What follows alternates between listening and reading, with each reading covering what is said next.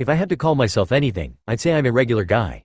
There's nothing really special about me that makes me different from the norm. I'll admit that I'm a bit more perverted than normal and that I'm slightly more intelligent than an average guy on the street, but that's not saying much. I'm still comparing myself to the average, the normal, by saying that I'm a bit above them. If the average was 0 and a world-changing individual was a 10, I'd be smack dab at 2. No matter how you logically round that, I'd still be closer to average than anything special. People like Naruto, Dertairg, Matsuri or Kaneko, these are the ones who rounds up to the 10s. They have potential, they have genuine uniqueness of their own. I'll be the first to admit that I, Hyodo Issei, am nothing special. I am what anyone my age can become, nothing more, and nothing less. That's why, when I see others having something I can't obtain, I would naturally become jealous. Just like everyone else, I am not above the emotions of envy. That's why, as I'm perched on my neighbor's roof with Kaneko by my side, I'm feeling the urge to put on Dirt's ring and wreak havoc. I'm feeling many emotions right now: confusion, anger, jealousy, enviousness, and it was all Kaneko can do to not let me lose. Being my trusty friend, she knows very well what I'm thinking right now, and because she's such a trusty friend, she's not allowing me to act on said thoughts. Issei, calm down. We're hiding for a reason. There's a genuine amount of panic within Kaneko's usually neutral voice. In any other occasion, I would pause in anything I'm doing and tease her for it, assuming the cause of that panic is tease-worthy. In this particular occasion, however, I'm feeling the urge to throw the girl off of my back so that I can properly go berserk. Let go, Kaneko-chan. I need to go throttle that bastard right now. Just a punch or two, I promise to calm down after that. It wasn't meant to be, however, that I can throw her off. Logically speaking, this situation where the middle school girl a head shorter than me is holding me down completely doesn't make sense. I am the one with the heavier mass and it should be me who has more leverage if we grapple. The white-haired girl didn't agree. She continues to hold me down onto the roof's surface while I struggle with all my might. Dangerous. Kaneko, true to her nature, speaks in vague words with multiple meanings. I know her well enough to interpret her meaning though. It's dangerous if I go on a rampage here in this world that I don't belong to. If I was rationally thinking, I'd have to agree. Fortunately, my jealousy overrules common sense. How can I let this happen in my sight without doing anything? Has God abandoned me? Is there no justice to this world? I continue to struggle against the girl's iron grip while bemoaning my weakness. Then, as if by a miracle, Kaneko flinches and pulls back. Her hold loosens and I, in my thrashing about, dislodge her from atop me. I manage a half-crawling dash away from her before getting to my feet and making my way towards the target of my anger. In my haste and blinded by my jealousy, I forgot one key factor as I run forward. I'm on my neighbor's roof. I take an angered step, expecting my foot to meet solid roofing, and instead met with empty air. I squawk aloud and lunge forward for my misstep. My eyes widen at how quickly my vision shifts towards the ground and how much it's imminently becoming closer. I stop a moment later and hang dangling in the air. I told you, dangerous. Speaking with no little amount of ire in her voice, Kaneko steadily pulls me up by the scruff of my jacket. She sets me on my shaky knees and crosses her arms. Glaring down at me with puffed cheeks, she taps her foot expectantly. I understand what she's waiting for, now that jealousy and irrationality's all but abandoned me to my own. I bow my head under her glare and would have practically fallen into a doggiza if it wasn't for the roof-sloped surface. I'm sorry for not listening earlier and for being childish. Apology accepted. She readily forgives me when I said sorry, but I still see a bit of huffiness in her stance. I sigh mentally and pull out the ace in the hole I bought earlier today. I pull out a cookie from the folds of my jacket, one that I had bought previously at the family restaurant we visited, and offer it respectfully to the white-haired girl. It disappears from my hands in seconds, without me noticing it was gone until I heard her chewing on it. We should leave. Police are coming to investigate noise. Yeah. I nodded with the girl's suggestion and allow her to carry me off the roof. Just like how we got on, Kaneko effortlessly brings me along as she jumps roof to roof like an acrobat. If a passerby were to watch the scene from beginning to end, they would confusedly say that what happened didn't make sense. From my fit of anger to Kaneko carrying me off. If I was said passerby, I would completely agree. I would also then go into a fit of rage because of what I'll be able to see from the roof's vantage point, thus, causing the cycle to repeat. What was it I saw that made me go into a fit of jealous rage? It was the image of every man's wishes and dreams. The picture of two beautiful girls joining a man in the bathroom to take a bath together. They were washing his back with their boobs. He was getting the image of their bare boobs for his eyes to feast on. He got to touch those glorious boobs with his hands. By no means am I a vain bastard who can't see recognize the achievement of others. If it was a man who was like Matsuda or Motohama, I would cry out towards the heavens, push some passive aggression on them and eventually wish them best. If it was a man like that handsome bastard Kiba, I would again cry out to the heavens, blame him for my girlfriend-less status, but accept that it's a part of life. But no, neither of these were the case. The man looks nothing special, I might even call him normal. He seems somewhat dull and a bit more perverted than the average guy off the street. If I had to judge him by anything, I'd say he's a 2 out of 10 with 0 as a normal man and 10 being a world-changing individual. Overall, the man is a regular person. I'm sure I've made it clear by now, that enviable boob-touching man was me all along, Hyodo Issei. There are few things in this world that I cannot stand, and one of them includes lucky bastards who are like me having more girl luck than me. In this scenario, whether the person who's like me is me, I'm honestly thrown into a fit of rage. We're in the clear. Landing gracefully on her toes and bending down to her knees, Kaneko slides me off her shoulder before standing up again. She shows no strain in her movement, which amazes me. She just jumped off the roof of a 2-story house with me as a 60-kilogram luggage. You saw that, right? I wasn't hallucinating, right? Now that I'm rational and sane again, I begin to rethink on the scene I saw with a clear head. Were there any chances within this world of me being able to be in such a desirable situation as that? I calculate that the chances are low, since he's me. No, wait, if he's me then shouldn't it be impossible? Even if I'm like dirt and have a ton of money, I'd still be unable to pull that off. Prostitutes don't take underage teens as customers. That wasn't a hallucination. Kaneko rebukes my thought process with that statement, sending jealousy on the loose again. My hand unconsciously digs into my pocket, where Dirt's ring was located. Kaneko's hand, or rather, her fist, is raised upwards in response. Her ring is already on her finger. Don't be rash. Alright, geez, I got it. I won't be stupid. I consciously pull out my hand and put them up in the air as a gesture of surrender. The girl glares at me for a moment before nodding in appeasement. She then starts walking down the street. Still, this world must be pretty weird. For me to be in that kind of situation in broad daylight. You still want to meet him? Connect vexing question. Do I want to meet that enviable me? An hour ago, when I didn't know any better, I said yes and we went to his house. It was only a morbid curiosity that told me to go. Now, with the knowledge I've obtained, do I still want to meet him? If I can punch him in the face and throttle the secrets to his success out of him, yes, I'd like to still meet him. Now, it depends on the circumstances. If I were to meet my alternate self, there's no doubt that I would attempt to punch him for being so lucky when I, someone who's literally him, am not. Kaneko hums in response and lightly dusts her knuckles. I automatically raise my hands up again. Her message cannot be any clearer. So meeting myself is out. You want to go and meet yours, Kaneko-chan? My white-haired partner rubs her chin in contemplation. She bobs her head from side to side as she continues walking and, after a minute of consideration, she looks at me and nods. I pull out my phone and open up the yellow book that I used to find my house in this world. Did you live in an apartment or a house in our world? That'll narrow down the search by a lot. While the yellow book loads, I walk up to a nearby bench and take a seat. Unknowingly, the two of us walked ourselves into the park near my house. Halfway to Naruto's shop in our world. Kaneko plops down next to me and leans over my shoulder to take a better look at my phone. Apartment Complex 7 in District 12. Kaneko helpfully pokes at my phone to type in her address on. The result was not out of our expectation range. Just like how my family's name doesn't show up in this world if I type in the address of my world, Kaneko's name doesn't show up for her address. Instead, it's rented out to a man neither of us have heard of. Well, there goes that. It doesn't look like you live in this complex either.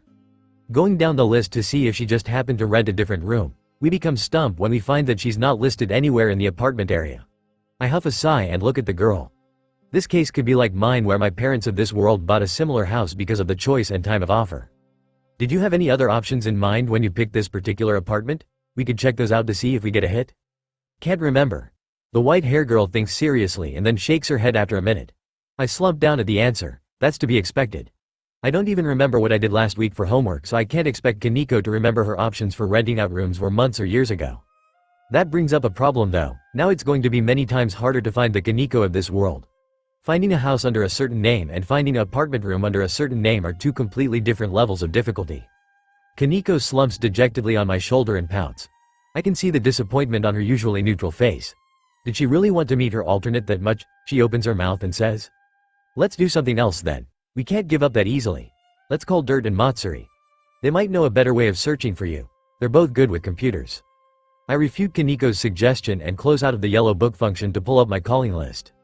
I mentally flipped a coin on who to call and decides that Dirt should be the one. Matsuri's probably busy keeping Naruto in check. The phone takes a few seconds to ring before a beep cuts it off. I pull away and look at it in confusion.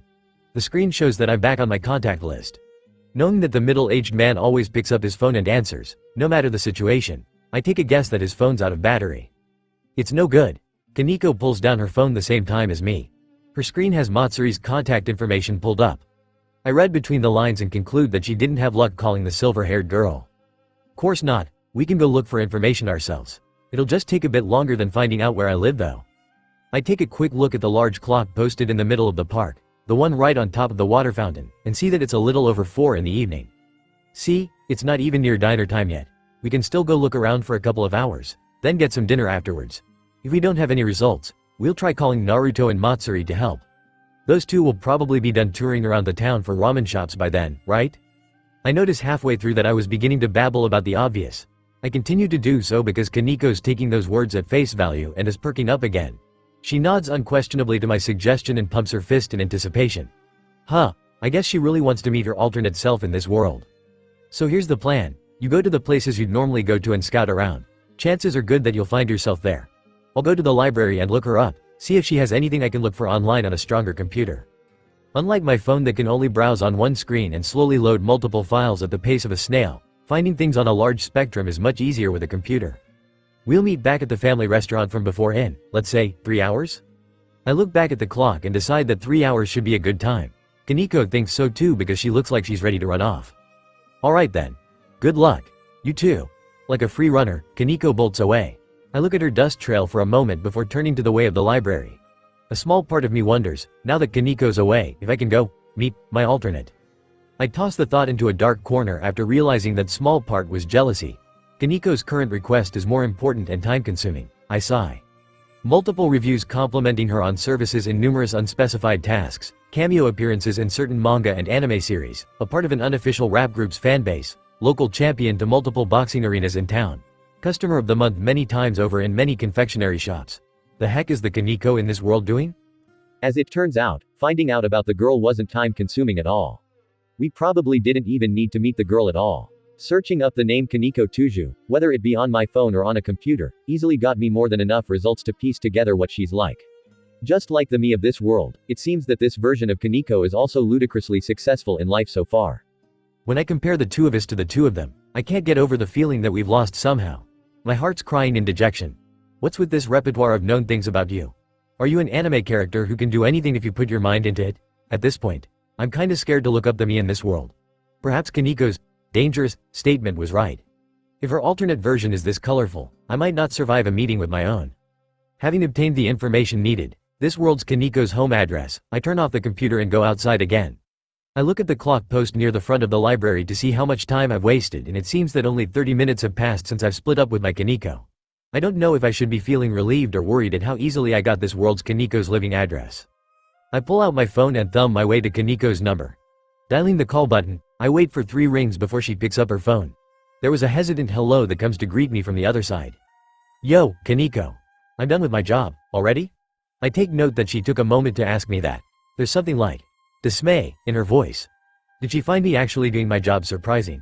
Or maybe it was because I caught her at a bad time.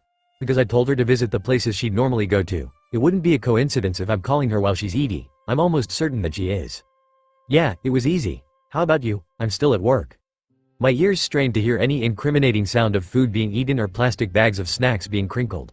I couldn't hear anything, but I still doubtlessly know that it's there. Really? Then let me help you. Unneeded. Muahahaha? Have I stumbled upon something greater than I had imagined? Her answer was too fast and too concise for there to not be anything T-sable on the other side. My Naruto senses are ringing in a different way than usual. It's screaming chance. An opportunity has appeared before me. I can get back at her if I know what she's hiding. Come on, Kaniko-chan, don't be like that. I just want to help. Just tell me where you are and I'll even bring you snacks. How about cheesecake? They're really creamy and delicious, you know. Unneeded. I can hear your hesitation, Kaniko-chan. It sounds just like your stomach gurgling in hunger. I have you now. You can't escape from my grasp. It took me 10 minutes and a promise of a cart full of snacks, but I managed to get the location out of her mouth. A part of me, something that sounds a lot like my conscience and common sense, tells me that I'm being villainous. Almost Naruto-like. I ignore it and go to the nearest bakery store with Kaniko's location in my hand. Ramenyan's ramen is unbelievable as it is. I really am in another world. As I walk down the familiar street, I gaze around in wonderment. Issei has mentioned before that the architecture of the everything here is eerily similar for a supposedly different world, but that doesn't fully begin to describe it. The differences are much more than just changes in building and street designs. The differences between this world and my world are both vexing and intriguing. It's vexing in the case that some of my favorite stores don't recognize me or have my favorites anymore. Inversely, it's intriguing in the case that there are shops I don't know of calling out to me and offering me new treats I've never tasted before, delicious new treats. While turning into a shop I know, one that I occasionally visit to restock my snack storage, I see my partner jauntily walking around. Skipping happily down the street, Issei Hyodo swings back and forth various bags of snacks and confectionery sweets. I take a moment to tell apart which Issei this is, since I've never seen mine skip happily. It's not an action that I would associate with my world's Issei. From the way he's dressed, I can only assume that he's mine and not this world's. I curiously stare at the strange scene. Didn't we both agree earlier to find everything we can about this world's me? Why is he now skipping around with a load of food in his hands? I don't think he can eat all that even if he is very hungry. It would be one thing if it was me, since I'm a devil and I can metabolize my food faster, but Issei's a regular human. Counting the amount of meals we've eaten together, we have covered for breakfast, lunch and dinner. That's not even counting the food that he's eaten before, so I doubt that hunger is the cause of him buying so much food. I inquisitively leave the shop I'm in to follow after the brunette. I did not call out to him, however, and merely shadow after his footsteps.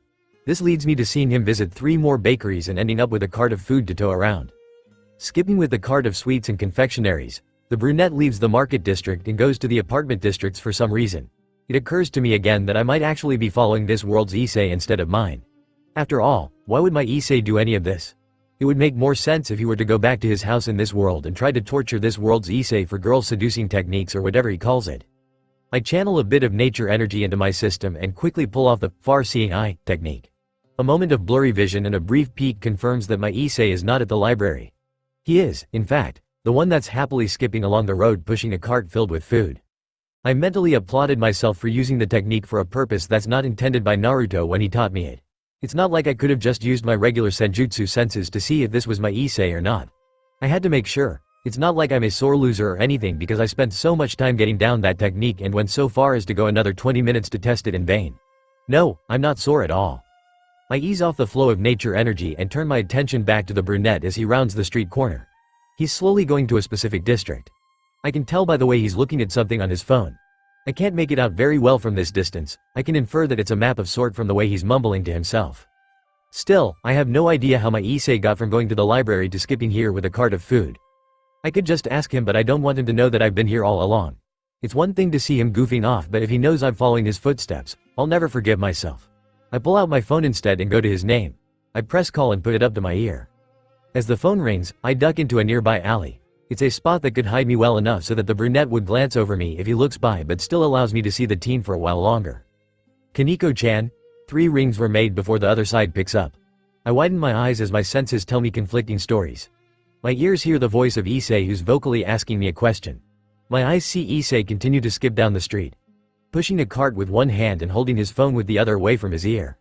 Issei? I hesitantly return my receiver's question with another question. Yeah, it's me. Is something wrong, Kaneko-chan? I confirm that my senses are not tricking me. The voice on the other side was clearly saying things that the Issei I'm seeing was not. Still, I knows that this is Issei's voice, so I can only make the logical leap. There's 2 Issei coexisting right now. The Issei in front of me is mine, so, logically, that means that the Issei I'm speaking to is the other. Sorry, I called the wrong person. Wa? Konik? I did the only thing that was appropriate for the situation and cut off the call. Following that, I block off Issei's number for the moment and run out of the alley. Assuming that I called this phone number and didn't meet my Issei, I would have made the mistake of contacting the wrong Issei without realizing my error. I have to make sure that my Issei isn't doing just that. I run up to the brunette and tap him from behind on his back. Issei. Kaneko-chan. Issei startles in response and I see him almost jump in place. He clutches his phone to his chest while stopping the cart from going further. The wheels clatter against the road in a cacophony of chaotic sounds that are probably not that different from how his heart must be feeling. When did you get here? Not important. Did you call me? I brush away Issei's question and pull up my phone to his face. The boy looks confusedly between it and me. I huff and point specifically towards a name in my list of recent calls. Issei's name. I then pull my finger over to the time that the call was made. Only a scant minute ago. Wait, what? Issei stares at my screen, then down to me and then his phone. He pulls up his own contact list, go to the list of recent calls and check up my name. He flips the screen to my direction for me to see. As I expected, sitting at the top of his recent call list is my name. The time since we supposedly last contacted was 20 minutes ago. Our numbers calls are alternates of this world. I helpfully state my findings so that Issei can catch on. He stares at me for a moment before slapping his forehead. Of course it does. Law of randomness be damned when we are the same person. We obviously have to have the same numbers such as birth date, phone so that we can be parallels to each other's. If that's the case, then. Issei starts to mumble some incoherent things again. I lightly poke at his ribs to regather his fading attention span. He blinks in surprise and looks down to me. There's a spark of something in his eyes, like he remembers something when he sees me. Oh yeah, I found out where you are. Of course you did, I'm right here. For some reason, you're at this apartment complex doing something. Issei taps a few buttons on his phone to return the screen to what he was on before. Now that I'm getting a better look, I see it as the GPS function of his phone. The address inputted seems familiar but I can't spot out where I've seen it. A job? Might have been. She said she was still busy with something when I called her. Issei nods in confirmation to what I thought. It seems like my version in this world is working with a contractee right now. I wonder if it is anyone I know. I look at his phone again and then at the nearby signpost. The address is nearby, it seems. I grab him by his sleeve and tug him along. Let's go. Ah, sure. Wait up. With one arm being occupied by my tugging, Issei tries and halfway succeeds to getting the cart of food to follow him. I help by removing some of the excess weight. I earn a tepid glare from him. The piece of cake I got tastes delicious. So this is what you occult club members do in your free time? It's part of the job. I'll do anything in my power to get it done. I'm sure it is, Ramen-chan. Lounged on yet another rooftop for the second time of today. Issei and I stalk my alternate with a pair of binoculars in hands. Issei's comments are made so that I'll get riled up, I can tell. He wants to entice me to take out righteous anger for the injustice that I'm seeing being put on the image of my person. He's barking up the wrong tree. Trying to challenge a devil in a game of temptation. Through the rims of my binoculars, I can see my alternate posing in bizarre poses while dressed in clothing that would fit only in the dreams of the most drugged-up anime lovers. If it was a few months ago, I would stare at the strange scene with uncertainty and indignation. Now, after Naruto sold me, Dirt and Issei off to the glorious world of internet moviedom as a brand name for his ramen, I could hardly bat an eye. I've heard of stranger requests from more unusual people, most of whom I gladly call my customers. I, of course, refused the far too outlandish ones though.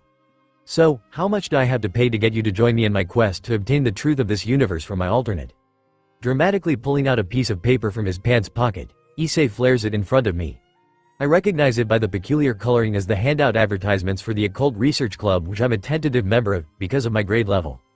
I raise an eyebrow at the question and at the appearance of the piece of paper. To my knowledge, nobody in the group, not even Naruto, has come across one of those handouts yet. For Issei to have one hidden away without my knowledge is a bit surprising. Taking a few seconds of thought, I seriously give him my price. 1 year's worth of all-you-can-eat sweets, delivered to me at any time I want, wherever I am. Okay, so it's not really that serious. Then again, the situation isn't that serious either. If it was solemn and followed the proper procedure of where I am summoned by his need for the wish to be granted, I would have given him a better response. Seeing as that's not what happened, this is my answer. I'll just save this for another time then. Issei actually thought about the deal critically and decides against the cons. I roll my eyes at him, showing outward exasperation while being a little saddened on the inside. If he had negotiated, I would have lowered the fee a bit and still help out with his wish. In a less violent manner than what he probably intends though. I'm not so much of a glutton that I'd forsake a friend in need. Issei doesn't need it that much though, it's more like a dim-witted want. So, any explanations for that?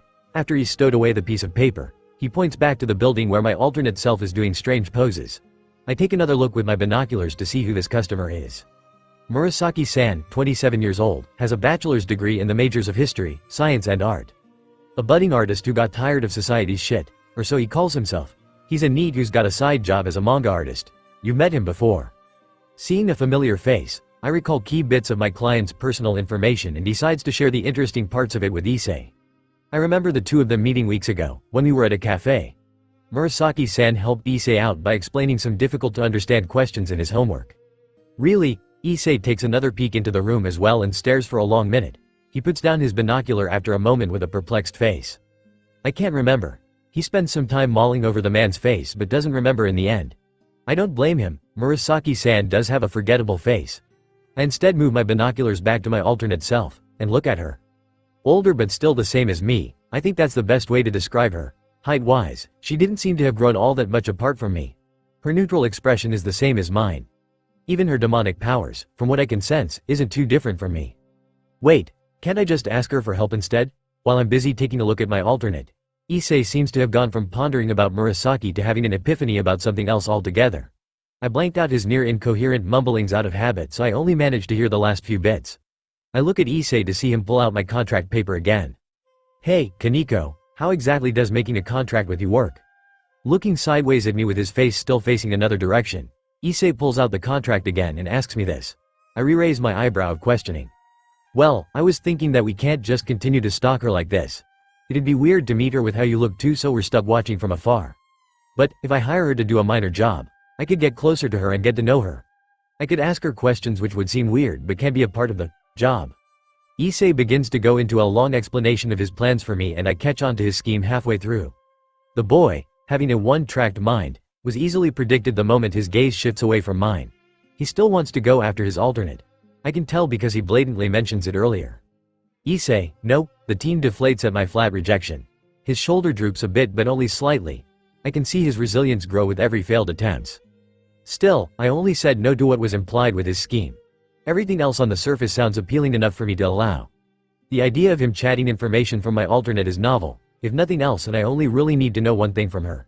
It's just, the idea is missing something. I'll tell you how to make a contract, for a proper purpose, if you disguise yourself. Issei tilts his head at my request.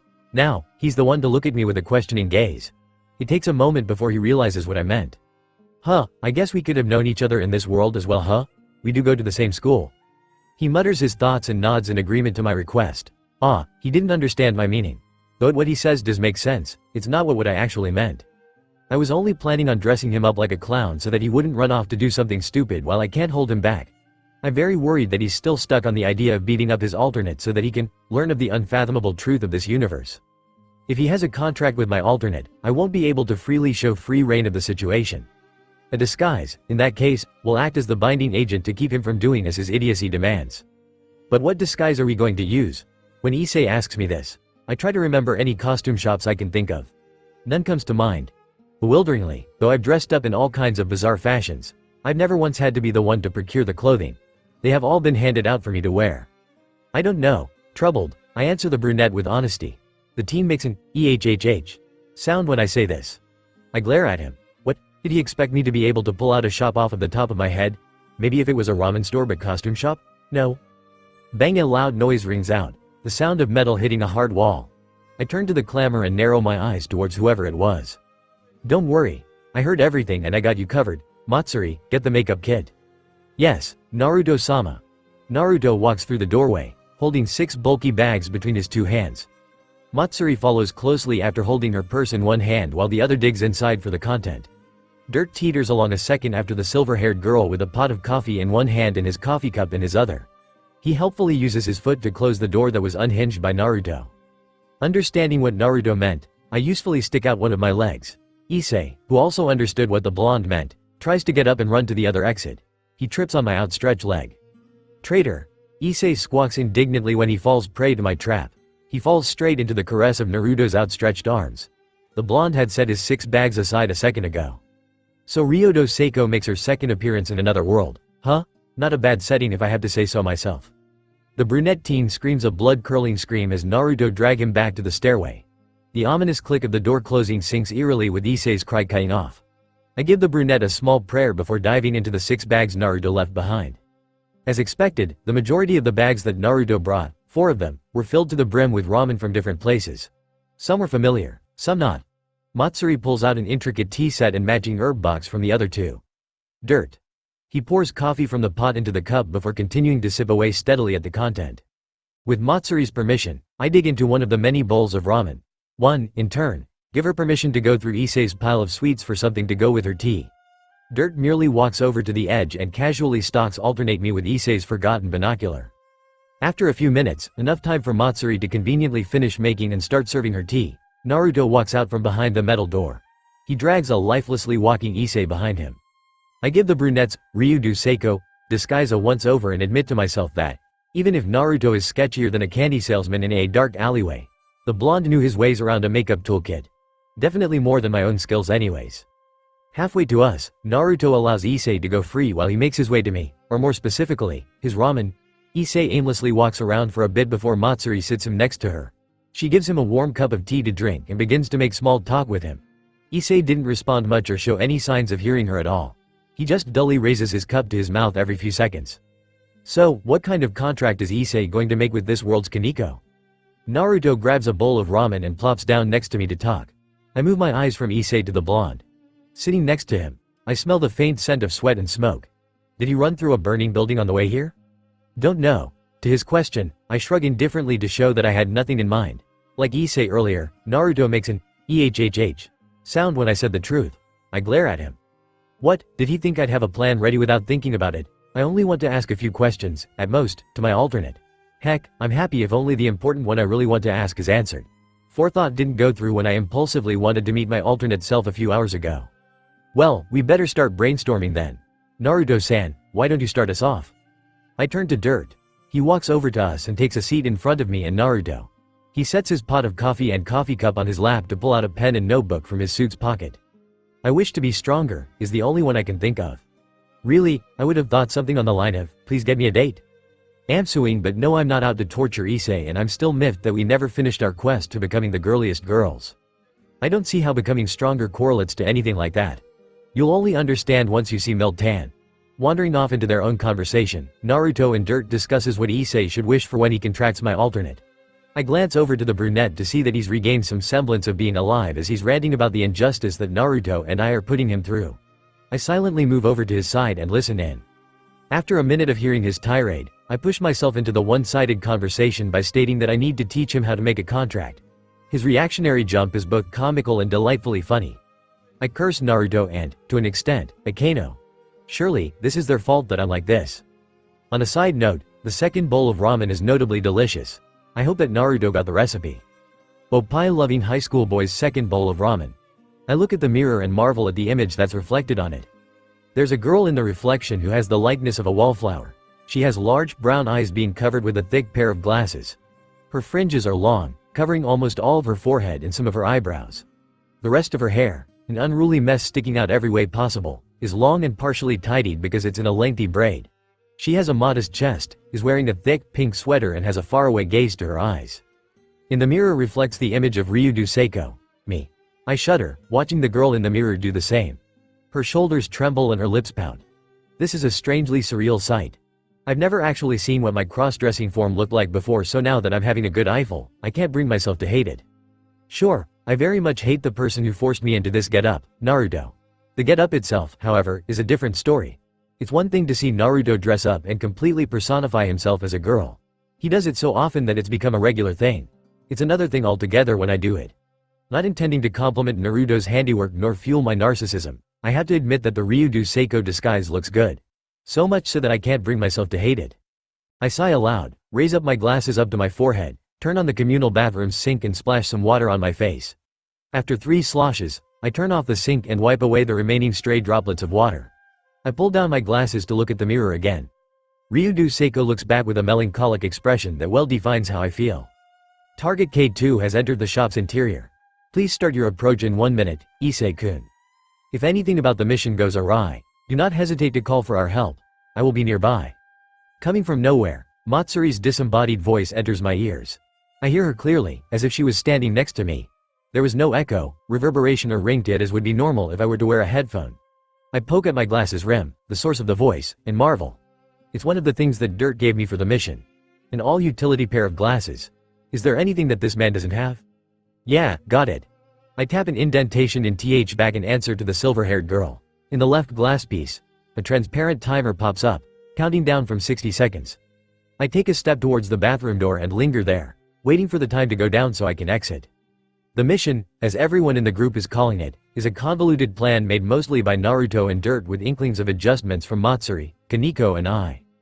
The first and only proper step in the plan is for me to go up to this world's Kaneko and ask her to make a contract with me, simple as that.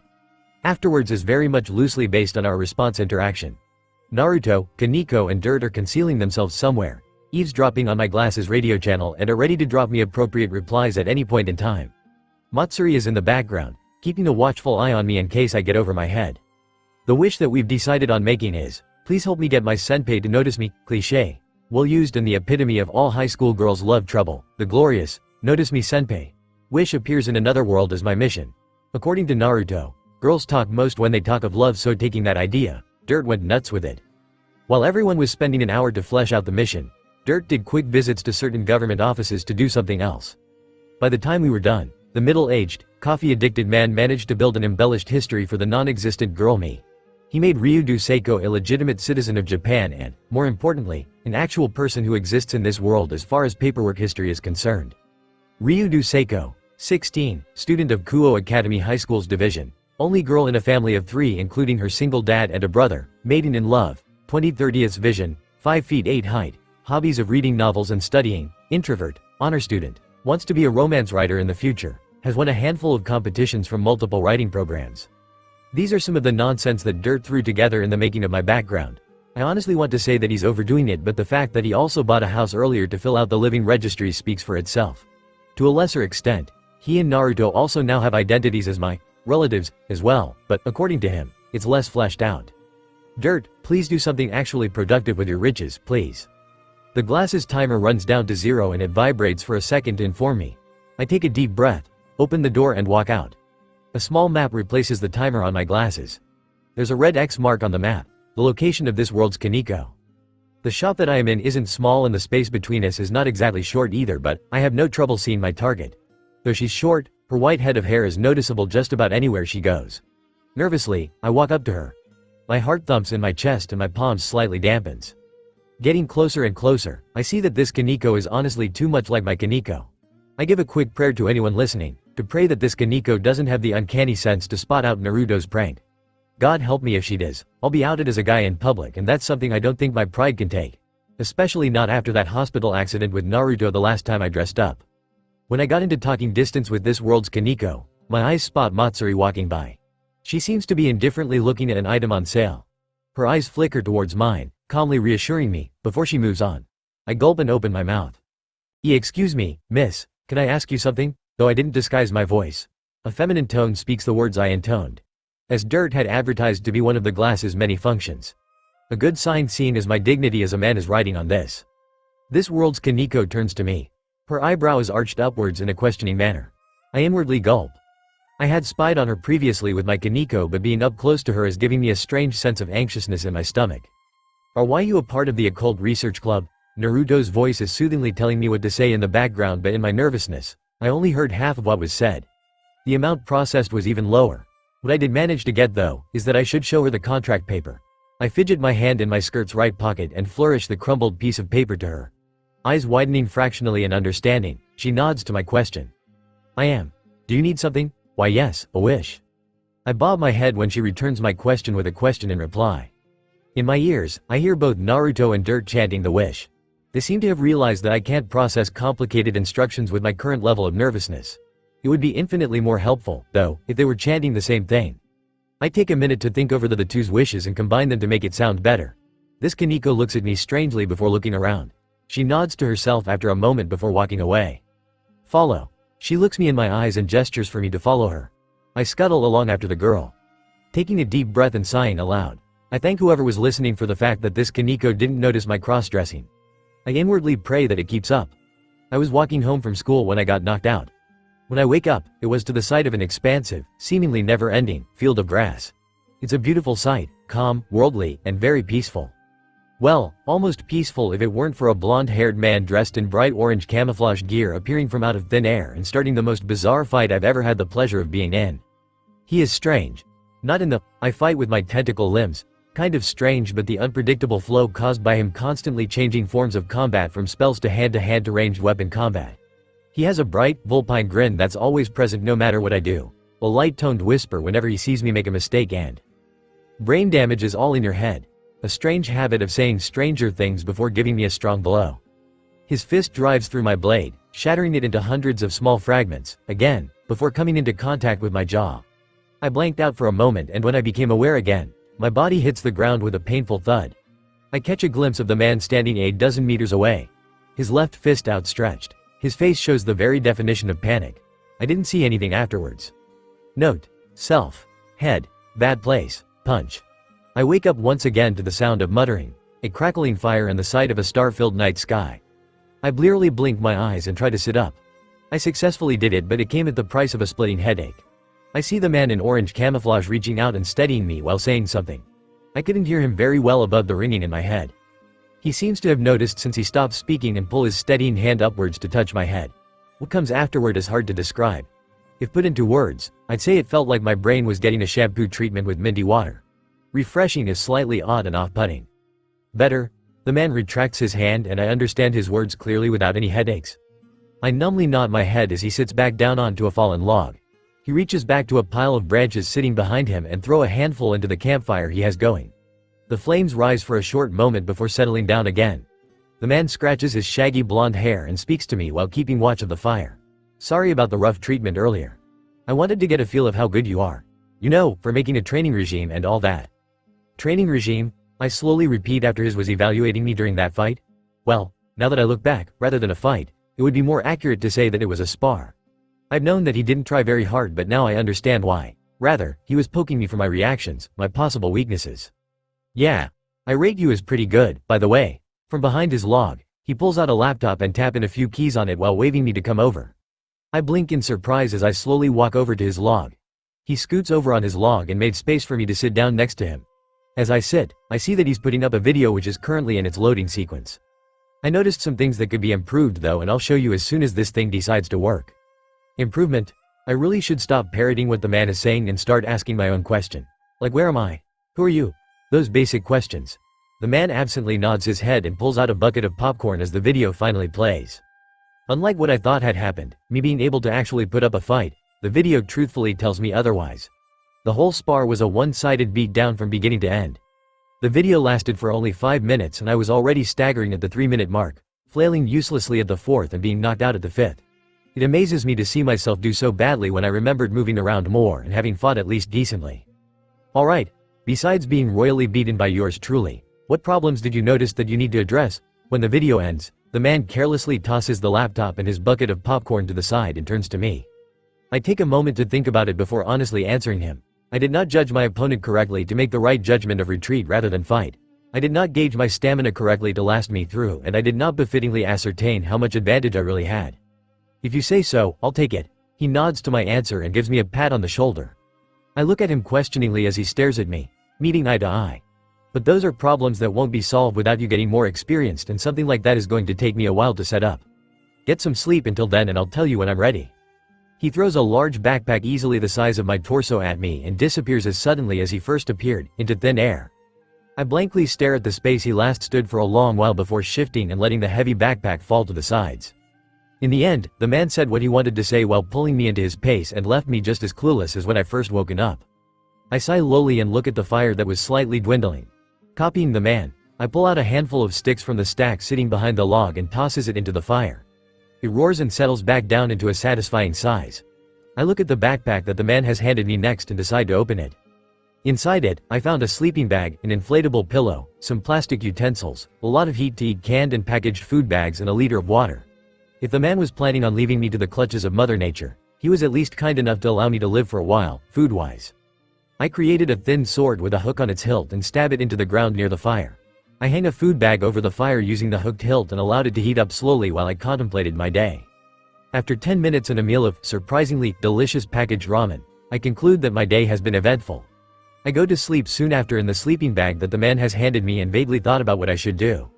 No ideas come by before unconsciousness gets the best of me. Clang, clang, clang, clang, oi, Kiba, wake up ya sleepyhead. I jolt awake within my sleeping bag to the resounding cacophony being created by the, still, orange-clad man and the pan in his hands. I blearily stare at him in daze as he stands me up and pulls me out of the sleeping bag at the same time. He sticks a toothbrush creamed with minty paste into my mouth and puts a little mug filled with water into my hand. Hurry up and get ready. The training dummy's going to come soon and you better be prepared to face it with everything you've got. Training dummy. I murmur while starting to brush my teeth. The man nods and packs up the sleeping bag and everything else into the backpack before poofing the whole thing into a puff of smoke. I raise an eyebrow at that but pushed it off as some variety of displacement magic I've never seen before. Life training, practical exercise, no rule disciplining, whichever one you want to call it. With another poof of smoke the man pulls out some metal arm guards and leg guards which he hands to me. I silently put them on, not even bothering to ask how they fit me so well, and when I was done, I was handed a small pouch with a strap that could be hanged off my belt. The metal guards are made from energy-conductive metals, so as long as you charge them, they can become harder, more flexible, or even self-regenerating. Inside the pouch is a dozen soldier pills. Take them if you're low on chakra or mana or whatever you use as a source of mystical energy. Keep in mind that they take away your stamina to forcibly regenerate your energy. The man closes his eyes and furrows his brows in concentration as he lists off what he says to me. After a moment of pause, he snaps his piece of paper. "Oh, right. Here's your goal for the end of training." I took the paper and unfolded to read. "You must be swift as a coursing river, with all the force of a great typhoon, with all the strength of a raging fire, mysterious as the dark side of the moon." I twitch my left brow at the little henehenomoheji face drawn on the bottom and put on a glare to give to the man. Of course, with my luck, the man wasn't there anymore to either receive my glare or to answer any of my questions. I fold the piece of paper and was about to put it into my pocket when I felt the earth shaking. Unlike the sudden tremors of an earthquake though, the shaking of the ground is more uniform, making a rhythm of sorts. I turn around to look at what I guess was the source of the rhythm, and Blanche, standing at a few dozen or so meters tall with a pair of tusks that could impale a building straight through, a monstrous elephant comes charging at me. I did the logical thing and immediately got out of its probable path, but it tilts its body to meet my direction. With that, I concluded that the monstrous elephant's aim was me and is therefore my training dummy. I mentally debated on whether or not I should actually fight it when it gives out a loud battle cry. My whole body shakes under the pressure of the cry and my vision begins darkening. I opened my mouth to take a breath, but I choked on something instead. I fell to my knees as my hands instinctively pulls up to cover my mouth, accompanying the sight of a patch of crimson blood staining my hands. Two distinct popping sounds echoed through my ears and I knew no more. Absently, I felt my body hitting the ground. HCK. I jolt into consciousness filled with terror and despair. A hand clasped itself on my shoulder as I panicked and I turned my wide-eyed stare at the one who did it. "Oi, calm down. I just got done healing your lungs. No need to cough it up again." An unnatural calmness settles itself upon me and my ragged breath starts to even out almost without me noticing. Once I'm clearly done gasping like a fish out of water, the man retracts his hand and with it, the unnatural calmness that was in my mind. "Wah. What was that thing?" I gave myself a few more seconds to calm myself and asked the first thing that came to mind once I was sure I'm calmed. My mouth said otherwise though and made me stutter on the first word. I managed to rein it in and didn't stutter afterwards. "An opponent too strong to be a dummy." The man puts on a shaky smile and rubs the back of his head. "Sorry about that. I've never really tested the life creation part of the creation of all things technique that Kurama taught me, so I had no idea that Manny was too strong." Manny was the giant elephant from before, by the way. He said sorry as well, though I don't think anyone besides me can understand him. He's staying behind that mountain over there for now, but he says to call him over if you ever needed training. The blonde continues to talk on, but my attention wasn't on him anymore. My attention was solely put on what the man had said. Creation of all things, a phrase that sounds very synonymous with the term God. If the thing before was a creation of this man, he might as well be admitting that he is God. In other words, the one being who hates devils and devil kind more than the overzealous priests who hunt down and kill devils as a way of life. I blank out for a moment. I open my eyes after a while, not remembering why I closed them to begin with, to the sight of a bright blue sky. I see an orange something shift in the corner of my eyes. I roll my head over to the blonde-haired man, who might or might not be God, sitting meekly on a log. He notices me, so I wait for him to pull me along to do whatever it is that he has planned. Surprisingly enough, he didn't move from his post. "You feeling okay there?" After a long moment of silence, the man breaks it with a question that was tinted in worry. I mutely nod and sit up. The man's meek face breaks into a relieved grin. "Sorry, this is the first time I'm actually in charge of training someone like this, so I'm not very sure how I should be doing it. You've probably already noticed though, but I get a bit excited at times and tend to do whatever I feel like doing. Usually, Matsuri would be here to tone me down, but since she's off, I'm kinda left with the free rein, so I might get a bit out of control. I don't want to cause you harm or make you have a nervous breakdown or anything. That's what happened to you, by the way, a nervous breakdown. You can speak up if you think I'm going overboard with my fight to be stronger, Shem." "Oh, I'm rambling again. You look confused. I should stop talking. I'm stopping now." I continue to stare at the man in a questioning manner and he fidgets under my gaze. This lasted for a few strained minutes until I decided to speak up. "May I ask of your identity?" "Uzumaki Naruto, full-time ramen chef, part-time Kuo Academy substitute staff, all-time awesome, and an assorted number of other things." Without hesitation, the man answers me with unerring honesty as he lists off a number of things about himself seemingly from the top of his head. I numbly nod. In which Issei gets an ORC pamphlet from Kiba and asks Kaneko to find him a girlfriend. Ding-a-ling, "Hey Kaneko, what's the compensation for wishing for a hot girlfriend?" Walking into the shop and seeing the white-haired club mate of Kiba, Issei pulls out the Occult Research Club's leaflet. He asks Kaneko the question that's been bugging him in the back of his mind the whole time. Kaneko turns to look at the teen and scrunch her eyebrows in confusion when she sees the leaflet. She tries to recall any vague instances of when she might have mentioned her devilhood to the brunette. She comes up with nothing but blanks. As far as she knows, The only member of the group who knows her true racial archetype is Naruto. That depends on the wish description and how it fits into regulations. You guys have regulations? I guess this is an earnest part-time job that your club's doing, huh? Taking his seat next to the Kaneko, Issei waves his greetings to Naruto and Matsuri. The two acknowledges his greeting with a grunt and a smile. The prior coming from a frustrated, gaming Naruto and the later from the kind Matsuri who hands him a cup of warm tea. Yes. The summary of the regulations can be found in the back of the leaflet. Please look at it properly. Kaneko's habitually speaks her part in the job while mentally thinking about what Issei has said. He mentioned the club as a whole and he states that he sees this as a part-time job. That doesn't tell her much. Discreetly, she glances at Naruto to silently ask if he mentioned her devilhood to Issei. Her question misses by a mile since Naruto is completely engrossed in his game. Issei skims through the leaflet's back while Kaneko's having her little, does he know or not, dilemma. After a bit of reading, he summarizes the regulations and restrictions into a single thought. So this sums up to, no unreasonable requests, huh? Yes. Kaneko sighs in the end and decides that it doesn't matter if he knows or not. Since he is going to make a contract with her anyways, he is now bound to find out that she's a devil. With the preliminaries finished, what is the dream you wish to be granted? I wish to get a hot girlfriend.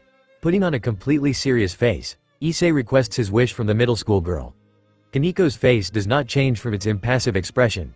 Still enthralled in his game, Naruto snorts and whispers, good luck with that. Matsuri sits beside the blonde, smiling kindly at Issei. Then, by the name of the Gremory clan, I, the Gremory heir's servant, Kaneko Taju will abide to your wish, giving Issei the standard contractual offer as she does all her other customers. She begins the contract ritual. She then gazes with Issei and decides to give him a bit of something extra, as a friend. And will devote my utmost effort to. A crimson-red magic circle appears under Issei's feet and expands to encompass his whole body. He, after suddenly being enclosed into the red ring of magic, lets out an astonished yelp. From the corner of her vision, Kaneko sees Matsuri scoot over to Naruto. The blondes put down his game controller and, with the silver-haired girl sitting inches away from him, is looking at the spectacle with inquisitiveness in their eyes. The magic circle glows brightly and dims in a pulsating manner 3 times in succession before it gradually disappears the way it came. Out of nowhere. In the back of her mind, she feels the contract settle.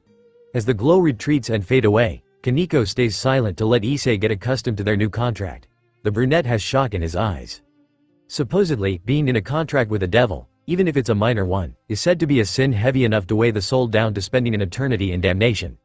Completing one with her must have brought forth some anomalous revelation to his mind.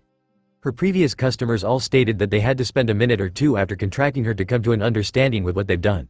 Looks like Issei's no different. Quietly, she gulps down Matsuri's cup of tea. You guys in the occult research club are really dedicated. Like, damn, I almost thought I sold my soul to the devil for a moment. Giving his honest appreciation of the light show that just happened, Issei applauds Kaneko and her club's commitment to the devil making the contract job look as real as possible. Kaneko's eyebrow twitch noticeably when the brunette says this. Naruto is chuckling weirdly for some strange reason unknown to Issei. Matsuri refills Kaneko cup with warm tea. So how's this going to work? Do I go and try to hit on a girl with you as my wingman? Or is it wing maiden? Kaneko looks at the dim ceiling of Naruto's restaurant. In her head, she debates on whether or not she should tell him that he did just do the equivalence of selling his soul to a devil. The image of him patting her on the shoulder, in an understanding manner, and telling her, sure, pops up. It annoyed her enough to make her eyebrows twitch forcibly a second time. She decides that he'll just have to figure it out later, somehow or another. I'll set you up on a date tomorrow, since there's no school. Yes. Dating event in the summer god. As soon as Kaneko says this, Issei jumps out from his chair and pumps his fist into the air, screaming happily with tears almost literally spilling from his eyes. You do know that you're asking a middle school girl to set you up on a date, right? Kaneko's probably going to introduce you to a bunch of little girls from middle school. Naruto, who's plugging his ears from Issei's sudden outburst of joy, makes an attempt to shoot him down. As long as there's love, age doesn't matter. Having his elation working as a callus against Naruto's words, Issei tosses out a line he's seen in one of Matsuda's more illicit games. He then pauses and turns to Kaneko again. Though, Oni-sans would be preferred, if possible, Kaneko-chan. I'll try. The line of Kaneko's mouth flattens and she pulls out her phone. With a sigh, she texts the only person she knows who can maybe work out a date for the brunette. Park. Early morning the next day at the park near Issei's house, Naruto, Kaneko and Matsuri meets up with a casually dressed Issei. Naruto has a portable camera in his hand, Matsuri has a picnic basket in hers and Kaneko is eating chips from an unlabeled bag, most likely, a ramen-flavored snack made by Naruto. Issei, who's facing the three, is quizzically scratching the back of his neck. I get Kaneko being here, she's my wing maiden, but what the heck are the both of you here for? Pointing an accusing finger mainly at Naruto, Issei issues forth a glare packed with unsaid blames. With the camera in hand, Issei can already tell that Naruto's planning, in some way, to ruin his date. I'm here to record your screw-up. Naruto fidgets with the camera's recording function and takes a couple of test shots. With a nudge of his head, he draws attention over to his silver-haired partner. Matsuri's here to make sure that I don't do anything overboard and ruin your date. Don't worry, Issei-kun. I'll keep Naruto-sama in check. He's just excited for you, after all. Matsuri leaves her basket near Naruto's foot and goes over to correct Issei's clothing. After tucking in his shirt, buttoning his clothing just enough for it to look fashionably polite, putting a scented handkerchief into his pocket, smoothing down his hair and giving him a light spritz of mint to lighten up his breath, Matsuri backs away with a satisfied smile. I don't know why you two expect me to be messing up the date. I promise that, until the end of today, any mess up will be coming from Issei. Despite his negative words, Naruto sneakily pulls out his wallet and puts two 10,000 yen bills into Issei's pocket. Kaneko and Matsuri notices but Issei, who's busy adjusting his hairstyle to his preferred one, didn't. Here's a list of helpful things you should know. Openly, the blonde hands the brunette teen a listing of what good movies are on for the day and what restaurant to go to depending on the date's taste. He also imparts a very specific advice. Be sure to only read this once you're out of sight. It'll be all kinds of awkward if anyone finds you with this cheat sheet.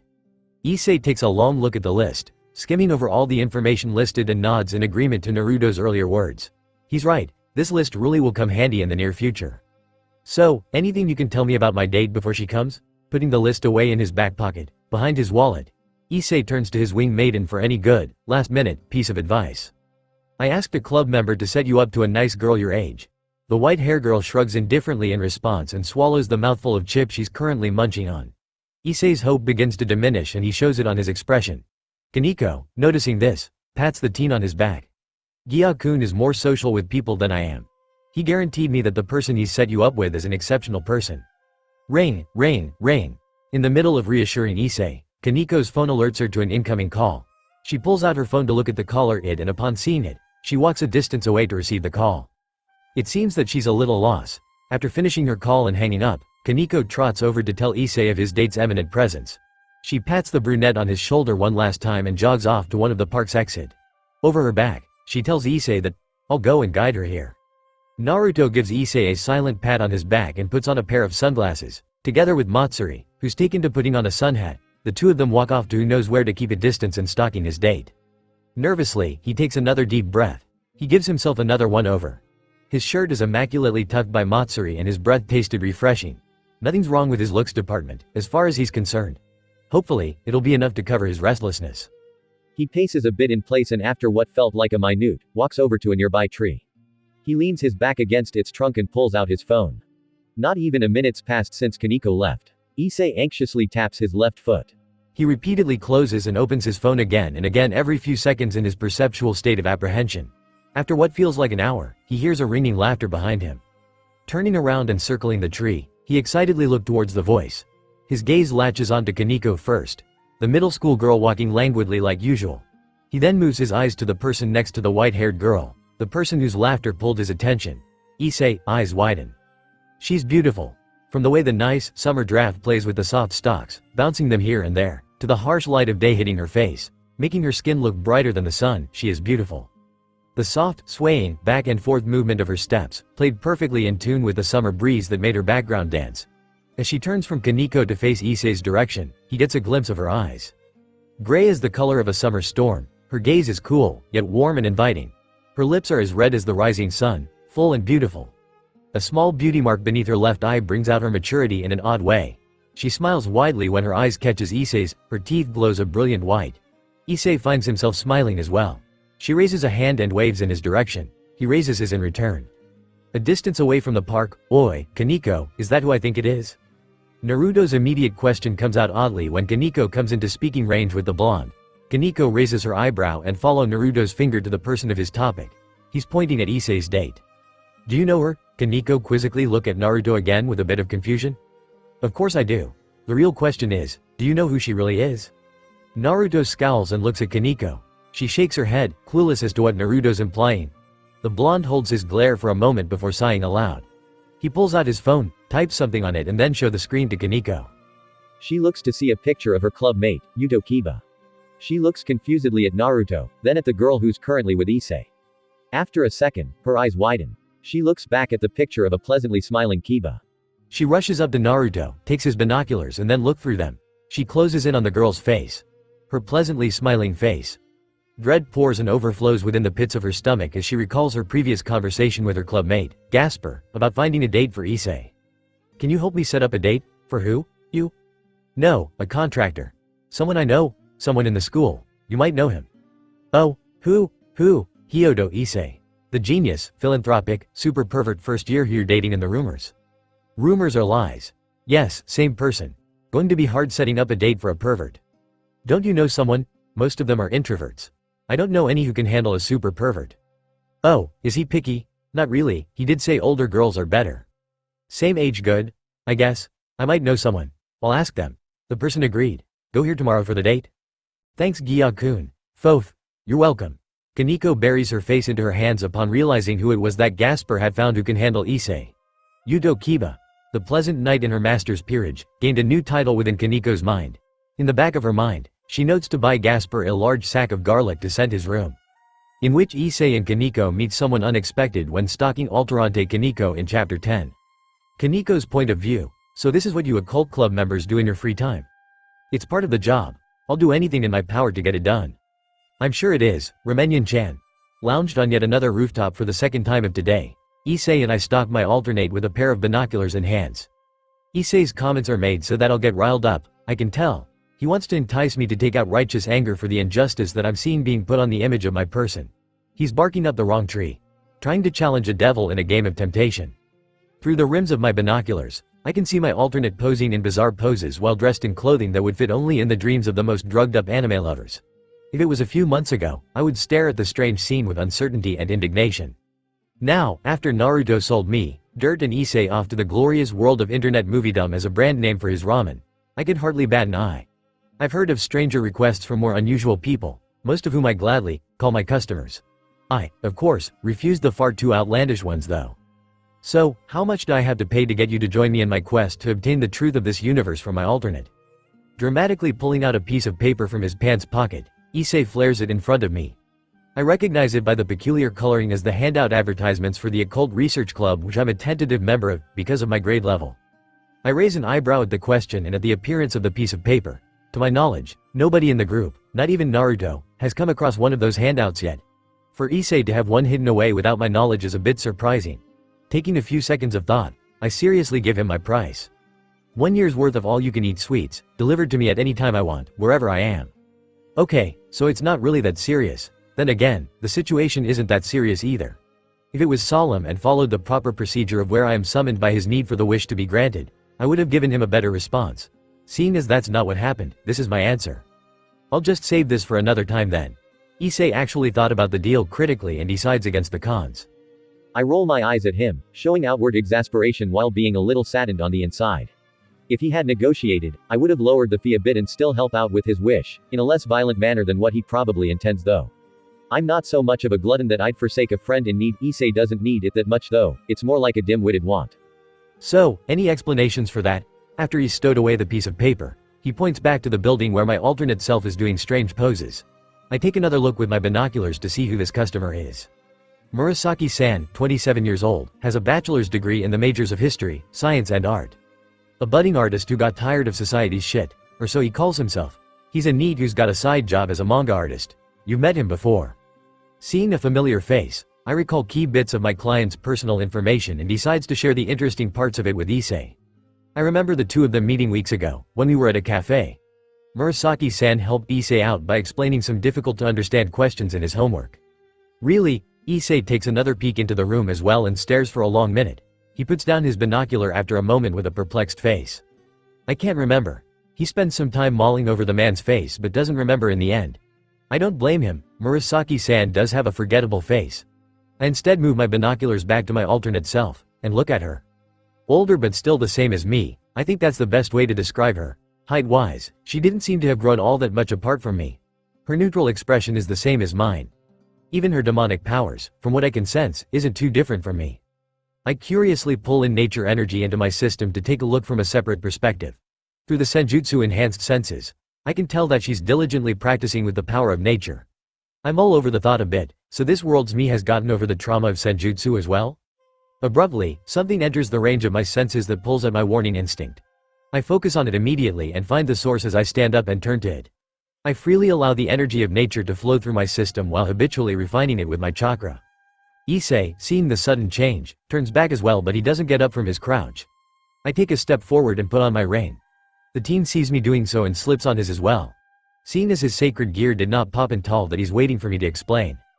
There's a sickening smell of feathers and sin floats by gently in the wind. There's a feeling of light flowing around in waves, twisting at my guts, knotting it into braids that makes me sick to my core. I've only met one person who can do this to me before, and even then, she's a half. Still, I understand what I'm sensing immediately. One of the natural enemies of devils. I'm sensing a fallen angel. The distance between us is neither too near nor too far.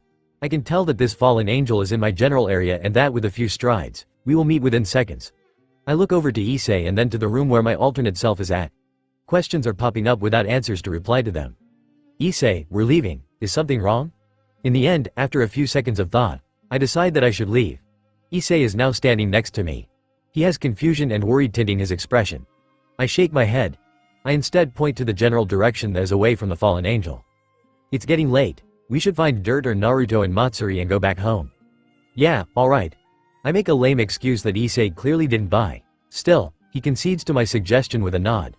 I huff a small sigh of relief and take a step towards him to take hold of him. With him piggybacking in on my shoulders, I leap off of the roof we are on and make my way back to the market area with quick bounds. Carefully, I keep a narrow eye on the fallen angel. Rain. Rain. Rain. Beep.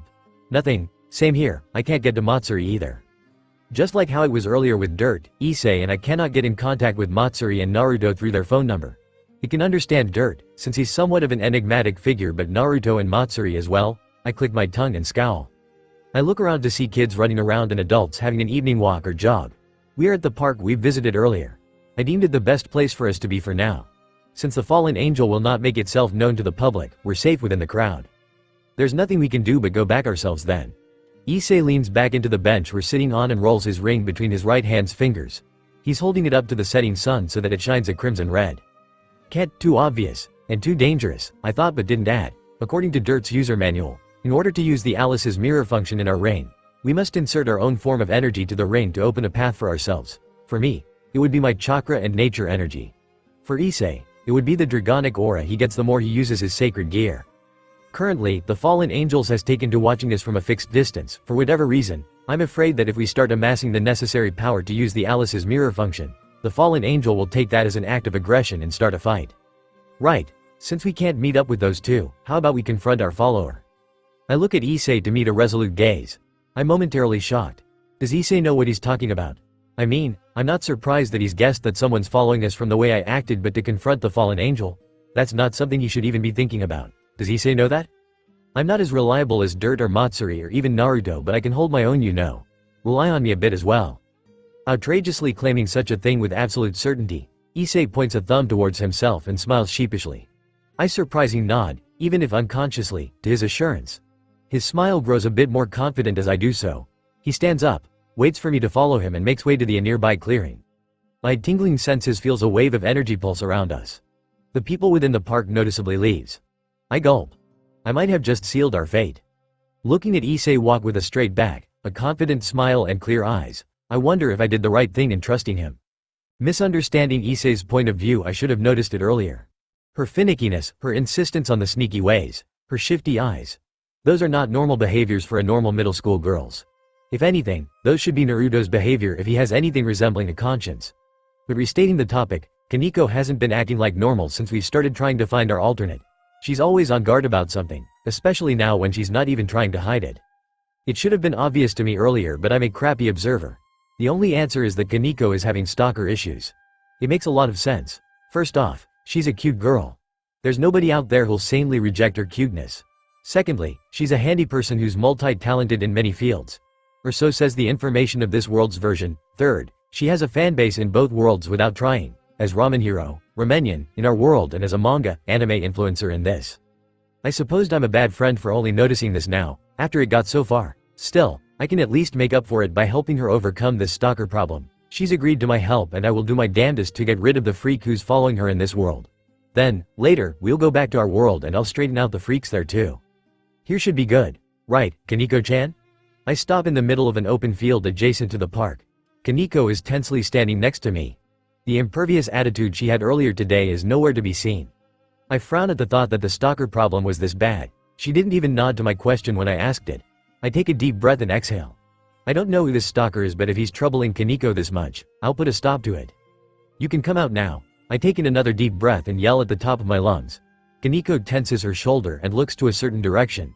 I follow her gaze to see an area more populated with thicker trees and bushes. I hear the noise of crinkling tree branches and rustling leaves. It's the sound of someone walking in those trees and bushes. It looks like Kaneko's senses are on the mark. I roll Dirt's ring between my fingers. While the thing might be overkill in every sense of the word, it's a threatening card that I can use.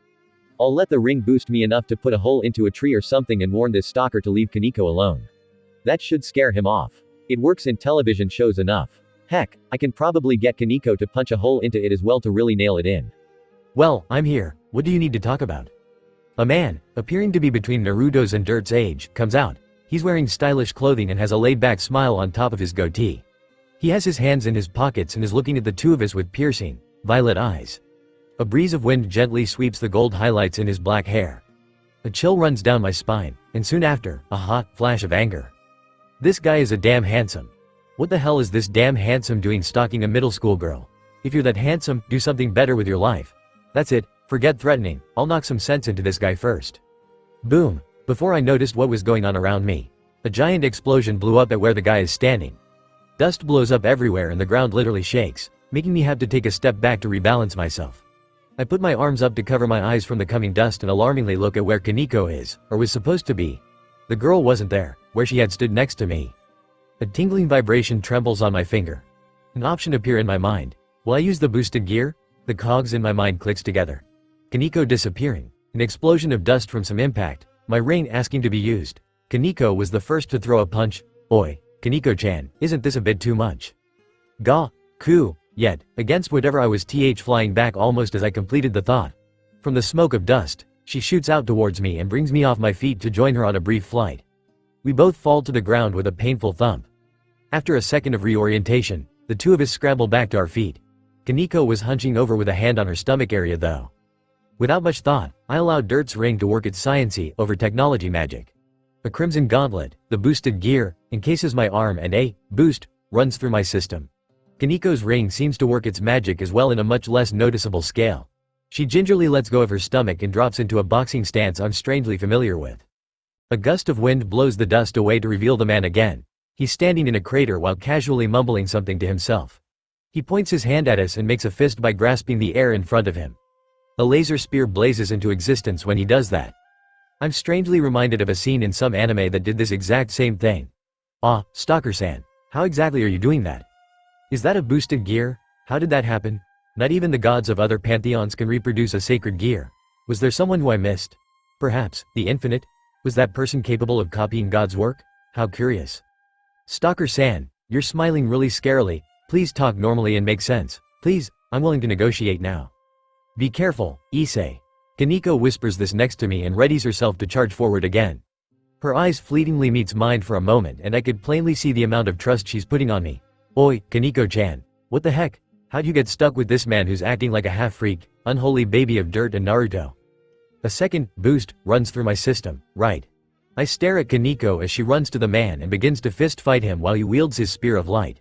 She's grown out a pair of cat ears and tails for some reason. I questioned Dirt's taste, but I had other things to worry about, like the clearing being blown away by the two and how the crater they're standing on is being expended at a hazardous rate. A third boost runs through my system. With now enforced eyes, I can see Kaneko having trouble with the man who's most likely toying with her. I huff a sigh and resign myself to the fight. I charge forward as well and almost run headfirst into the tip of the laser spear. With a yelp as my battle cry, I join Kaneko in the fray. My mind works hard to recall the things from Dirt's user manual that might help us. Overly irritated Kaneko's point of view unexpectedly, I managed to enter close combat with this fallen angel not just once but twice. I was honestly prepared to be pelted by a dozen spears of light before I took my first step away from Issei. Even more unexpected was the fact that the fallen angel's single spear of light did not scorch me. From what I've read of it and from my personal experience with anything holy, I should, by all rights, be burning up right now. Instead, I'm only getting beat blue and senseless by the spear of solidified energy. After rethinking that line of thought and being knocked off my feet a second time, I come to an understanding about why that is so. The man doesn't want to kill me. No, rather, he's playing with me. It becomes very obvious as I see Issei dodge the tip of the spear of light while he charges haphazardly. The man who matched my speed in combat moments earlier slowed down noticeably enough for Issei to catch on. The fallen angel is testing us on something. I clench my teeth and land in a crouching position from which I push forward, beginning another charge. I slug a punch that carries all my weight behind it. The fallen angel meets my eyes and, with a smug smile, parries my blow with his spear of light. Issei, who was occupying the man's attention, receives a kick in the stomach that bends him over. I am delivered a smack to the face with the pommel of the man's spear of light right after he finishes parrying me. He apparently didn't know how much strength to use against me because the attack came out as more of a forceful push than as a debilitating strike. I once again land on all fours after the hit and decide to pull back. I take a hunched over Issei with me while I'm at it. The fallen angel didn't do anything to pursue us in our retreat. In fact, he actually takes a step back and looks at us with interested eyes. I come back to the middle of the clearing with Issei. The brunette is having trouble breathing, so I quickly pat his back and insert senjutsu energy to where he's hurt. He catches his breath easily immediately after and looks at me, meeting my eyes. Oi, Kaneko, who the heck is this Naruto, dirt hybrid? I blink. It's not exactly the first thought that would cross my mind in this scenario, but it's an apt one. I can only shake my head to show him that I don't have an appropriate answer. He clicks his tongue. What the heck is this world's Kaneko doing then? Again, I blink. So he thinks that this world's me is involved. What led him to having that thought? Besides the fact that I noticed the fallen angel's presence near my alternate means nothing when he could have easily been following us since who knows when. Issei heaves a large sigh and stares at his gauntlet. He then stares at the fallen angel. I follow his gaze to see the man curiously look back at us. He's indifferently spinning his spear of light in a lazy figure 8. When he catches our gaze, he flicks upwards his left eyebrow and smirks egotistically. Fifth boost, I can plainly hear the resentment in Issei's voice as he grounds this out. Something falls into place within my mind when he says this. A memory of the two of us sitting in a cafe earlier today plays out within my mind. To properly use the second stage of the boosted gear, first work up to the 5th boost on the initial gear and then say the key phrase, Welsh Dragon Balance Breaker. Welsh Dragon Balance Breaker. Much like what I had done prior, Issei charges forward with a cocked fist and murder in his eyes. Crimson aura envelopes him on his second step and he disappears into a blur of red on his third.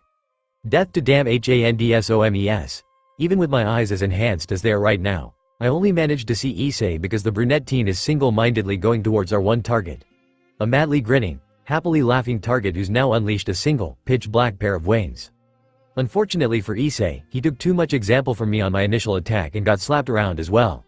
With a heavy thump and a pained oomph, an armored Issei lands face first into the ground next to me. At this close of a distance, I can practically feel a heavy weight press itself down on me. I can see the balance breaker for what it is. A power that should be beyond the scope of mortals.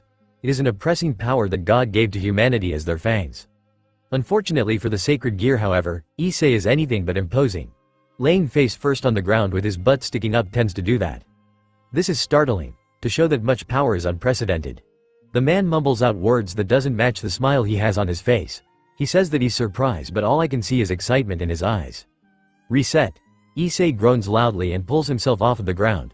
While sitting where he's landed, the crimson armor on his body dissipates into glowing red motes of light. The only thing left of the male is his gauntlet. Its jewel is now a dim green in contrast to the brilliant emerald earlier. A little help, HN. In an exhausted and defeated tone, Issei tries and fails to stand up. Feebly holding still on one knee, he grumbles to me. I touch his shoulder and move energy into his body. With contact, I can tell that he's more than just exhausted. He's currently running on adrenaline, and once that drains itself, he'll faint on the spot. I turn my gaze to the fallen angel. With Issei as exhausted as he is and me not having enough strength T-Man's power limit, we're in a dire situation. Yeah, this is going pretty badly, so I'm gonna break this up now. Then, as if ignoring all my worries, Naruto appears from out of thin air in a blur of orange. He grabs me and Issei by our shoulders and whispers for us to stand down. The blonde then directs a glare at the fallen angel, puffs out his chest and speaks in a loud voice. Though they have lost this time, they'll be back, stronger, faster and smarter. Mark my words, governor of the fallen angel, they shall return. Naruto then whisks us away, somehow leaving a stunned fallen angel standing on the field with nobody to accompany him. With my enhanced ears, I managed to hear the fallen angel say a confused, "Eh?" I pat Naruto on his back as he jumped from building to building while carrying me and Issei on his shoulder. Did Naruto say something about fallen angel governor? Doppelganger, a German term for a look-alike of someone who's currently alive or has existed in the past. Most common cases within the human world, the mortal, non-supernatural side, include someone having a similar face with another, unrelated person who is already dead. Rarely, chances occur when two completely unconnected people have a similar enough appearance to call themselves the same, physically. This is considered a case of doppelganger, but the chances of such a thing happening is too low to even be considered an odd. In a slightly more supernatural perspective, doppelgangers are usually monsters or supernatural ability users who are disguising themselves to further their own means.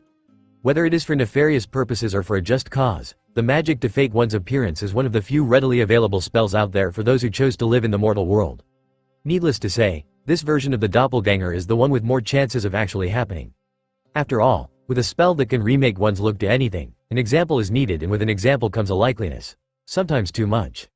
In my current case, I can't tell if I am encountering the first version of the doppelganger or the second. While she could very well be in the first category, there's something about her that tells me she's the second. The doppelganger lookalike in this case is one for my senpai, Issei Hyodo. Her name is Ryudo Seiko. She is an average girl who leans towards the looks of an introvert. Her long bangs, messy brunette hair, loose clothing and perpetually blushing expression paints her to be someone who'd be class president 100% of the time, no matter where she goes. As strange as it is with her likeliness to Ai's senpai. With only this, I would say that she's someone who, by chance and coincidence, is like Ai's senpai only in looks. That she is someone who just happened to fill out the criteria for the version of doppelganger. This assumption, however, is only if I take into account her physical appearance. What makes me suspect her for being in the second category is the lingering scent that sticks to her body but does not exude from it. The girl's scent is heavily caked with the smell of dragons and ramen, oddly enough. Devil-san. Where are we going? As if my thoughts provoked her into action, the girl named Ryudo Seiko speaks up for the first time since I've told her to follow me. I glance sideways to meet her nervous gaze. She's furrowing her eyebrows apprehensively above her stylish glasses. Somewhere private. I give her a partially truthful answer so calm her down. It seems to do the trick as she nods genially and looks back to the street we're walking on. I did not lengthen or shorten my pace and work to keep it the same speed. In truth, I have no idea where we're heading. Ryudo Seiko and I met 10 minutes ago when she approached me with a contract flyer for the club. I, in panic at seeing the girl who I labeled as a doppelganger of Ai's senpai, suggested that we should go somewhere else before she states her wish. That was 10 minutes ago. Now, 10 minutes later, I run into the problem of not knowing where to go. Devil-san, if you don't mind, we can go to my house, it's nearby. As if sensing my troubles, Ryudo Seiko speaks up again to give me a suggestion. I think about it and nod. Her house will be a good environment for me to get to know her better. Allow me to gather more insight on this girl who could the second variation of Ai's senpai's doppelganger. Good idea. I simply state my agreement to her idea and she, in turn, beams happily to the fact that I agree. It's over here, Devil-san. Pointing a finger in another direction from where we were heading towards, Ryudo Seiko takes a turn towards that path. I slow down marginally so that the brunette teen can go ahead to lead the way. As she crosses me, I notice something. My name is Kaneko. My name is Seiko. It's nice to meet you, Kaneko-san. I did not give her my name, though I knew hers from the label on her handbag. I notice that we have not introduced ourselves to each other in the 10-ish minutes that we've known each other. As she introduces herself to me, I also take note that her stutter reappeared again.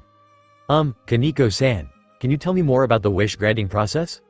A few seconds after the name introduction, we fall back to the previous silence. Ryudo Seiko did not seem comfortable with keeping this quiet, so she begins making conversation. I meet eyes with her as she looks at me with a questioning gaze. Even her eyes are the same shade as Ai's senpai's. You give your contracted devil an acceptable goal for them to complete. It's not really mystical. Acceptable, is it? So there's a limit to what kind of wishes you tolerate? Yes. Too ambitious is bad. I see. So your way of keeping checks and balances is with individual judgment. I think about a proper explanation and tell it to her straight. For ridiculous wishes like conquering the world or destruction of an entire race, it will not be taken because it is not acceptable. For things like help me with my deadline or get me a girl, boyfriend, it is acceptable for a devil to do. The key phrase, acceptable, really takes the mystical out and makes devil contracts more mundane. Ryudo Seiko puts a hand under her chin and nods understandably at the idea. She mutters things about trust and faith under her breath. I specifically hear her whisper, "How should I state my wish then?" with a perplexed face. Did she have a wish that goes against common sense? Will this wish from Ai's senpai's doppelganger be absurd even to her? because I know of Ai's senpai's regular erratic behaviors and can easily sense it coming. It doesn't bode me well that I'm sensing something from his doppelganger. Oh, over here, Kaneko-san. As we enter a four-way intersection in the street, I begin to pay attention to where we're heading. I stiffen a bit in surprise to see that Ryudo Seiko is leading me to a new, rich neighborhood full of large houses and mansions. I recognize the street very distinctively because my master, Rias Gremory, has a house based here as well, a gift from her brother. Minutes passes by as we cross through the neighborhood and I become steadily more apprehensive since the houses are becoming increasingly larger and larger. Finally, Ryudo Seiko stops in front of a formidable-looking estate that could easily fit a soccer field or two inside. It might be a bit noisy since they're constructing something in the yard, but it shouldn't bother us in my room. Ryudo Seiko goes up to the gate of the mansion and rings the doorbell. She smiles apologetically for the noise that I did not even notice until she mentions it. I look around the iron fence gate that borders the mansion to see a construction crew building on something big under blue plastic sheets. I hear a creak from the front door and turn my attention back to the gate of the mansion. A maid with silver hair is walking out from the front door. She is smiling pleasantly at Ryudo Seiko's direction. Welcome home, Seiko-sama. Did you bring a friend today? I'm home, Matsuri, and yeah, this is Kaneko-san. The two greet each other as the maid, Matsuri, opens the gate for us. When Ryudo Seiko and I walk in, the maid deftly takes our school bags from our hands and leads us to the front door. The gate closes automatically behind us. I will get you some refreshments. Do you have any particular requests? I don't have any request. Is there anything you want, Kaneko-san? None. The short conversation ends with the maid bowing politely and leaving to one of the many doorways in the corridor of the front door. Ryudo Seiko stares at the maid for a long second before turning to me. She points her index finger at another doorway. My room is this way. She leads me up a flight of stairs, 2 more corridors and a doorway to get to the room. By the time I get to the room, I've completely lost track of where I'm somehow in a room with a balcony view when I clearly remember walking towards the center, away from any possible windows. Please have a seat. Matsuri will be coming with snacks and drinks in a second and then I'll tell you my wish when she leaves. Ryudo Seiko flourishes her hands to her surprisingly normal room and goes to the closet. For someone who lives in a mansion, I expected her room to be twice the size of my apartment and decorated with all kinds of expensive things. Instead, I am shown to a room about the size of 100 to maybe 150 square feet.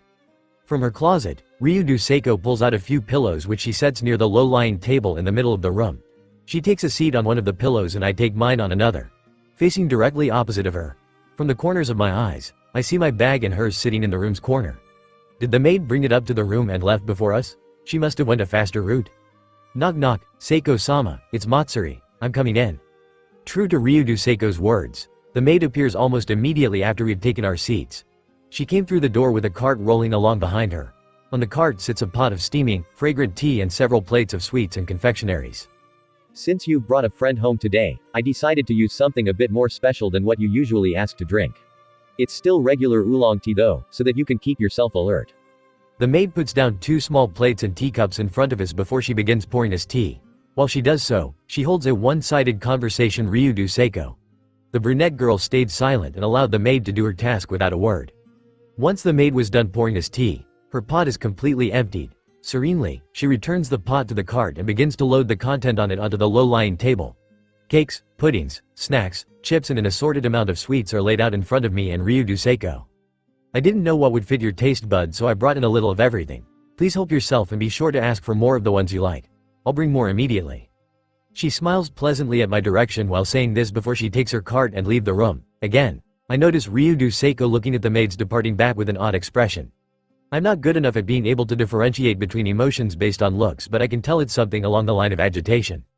Please help yourself, Kaneko-san. As Matsuri said, there's a little of everything. After the maid leaves, Ryudo Seiko returns her attention to me and says this with an unsteady smile. I nod and pick the nearest thing to me. A fluffy slice of cake with sparse decoration and cream on it.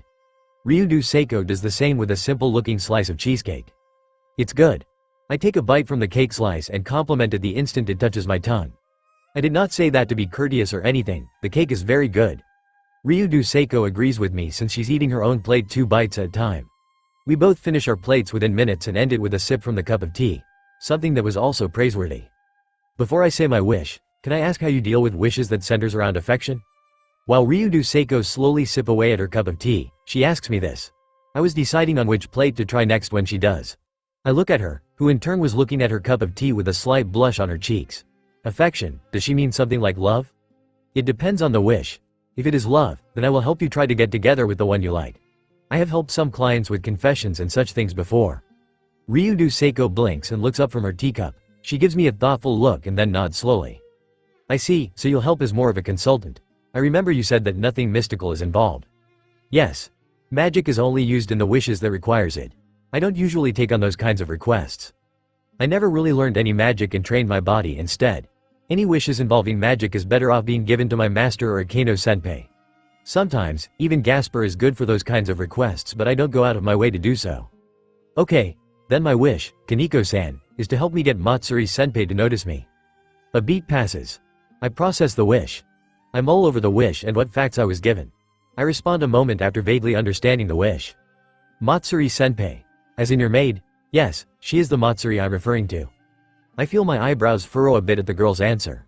Can you give me more details? Ryudo Seiko smiles, nods and pulls out a television remote, a stack of paper and a photo album from somewhere. Uzumaki Matsuri, Ryudo Seiko's senpai, is someone who is co-working with Seiko for a job as an actor in an upcoming superhero show called Ramen Days. The show, a rushed project, is scheduled to be shown on air in a couple of weeks and the episodes have not been recorded yet.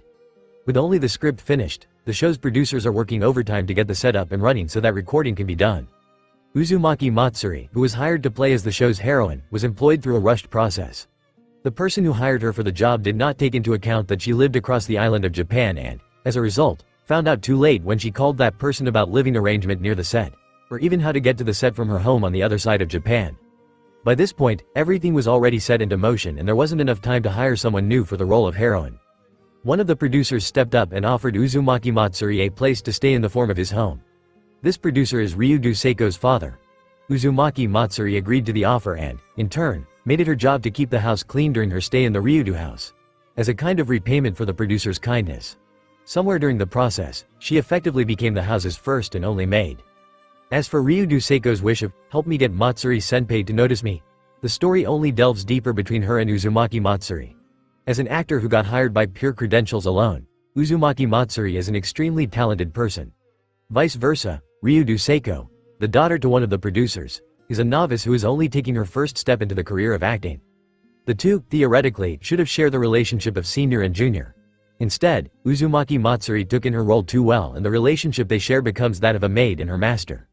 Uzumaki Matsuri is beyond courteous to Ryudo Seiko and Ryudo Seiko can do nothing but accept her senior's acts of courtesy.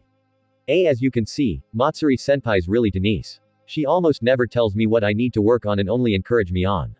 Not very productive. Why yeah. Currently, I am watching a recording of Uzumaki Matsuri's and Ryudo Seiko's script rehearsal.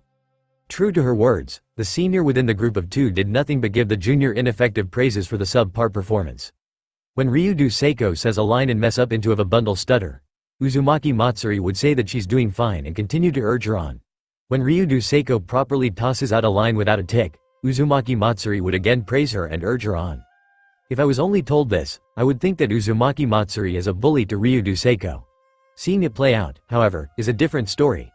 Uzumaki Matsuri seems to genuinely care for Ryudo Seiko and it shows in her actions. Every praises, urging words, encouraging smiles and joyful applauds were done and said sincerely. Sometimes I don't even know what I should be focusing on, the inflection of her praise or the lines I'm supposed to be practicing. Ryudo Seiko pauses the recording at a point where she's stuttering away at another. He sighs tiredly and rewind the video by a few frames to get a clear shot of Uzumaki Matsuri's encouragingly smiling face. So, with the backstory out of the way, I'll say my wish again. Kaneko-san. Please help me get Matsuri-senpais to notice me.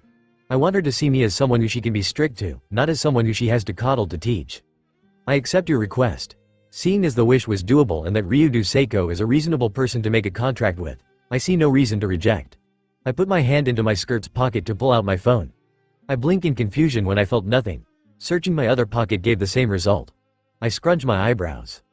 Is something wrong, Kaneko-san? I'm missing my phone. I go over to my book bag to look inside. Again, I end with no results. From the corner of my eyes, I see Ryudo Seiko tilts her head. I clarify things for her after remembering that she doesn't know more than the bare basics of contract making. My phone has a contract app. We use it to figure out contract payment. That's surprisingly modern. She seems at a loss for words. I did tell her that it wasn't all hellfire and brimstone, but I also can't blame her. Lord Ajuka's inventions usually leave a loss for words.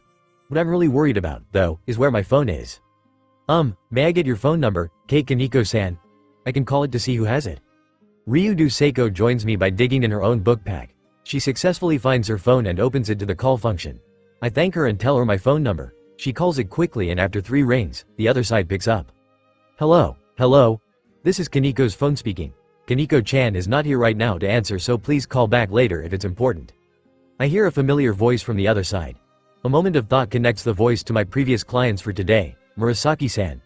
I gesture to ask for Ryudo Seiko's phone and she quickly hands it to me. I'm Kaneko. Hello Kaneko-chan, it's me, Murasaki-kun.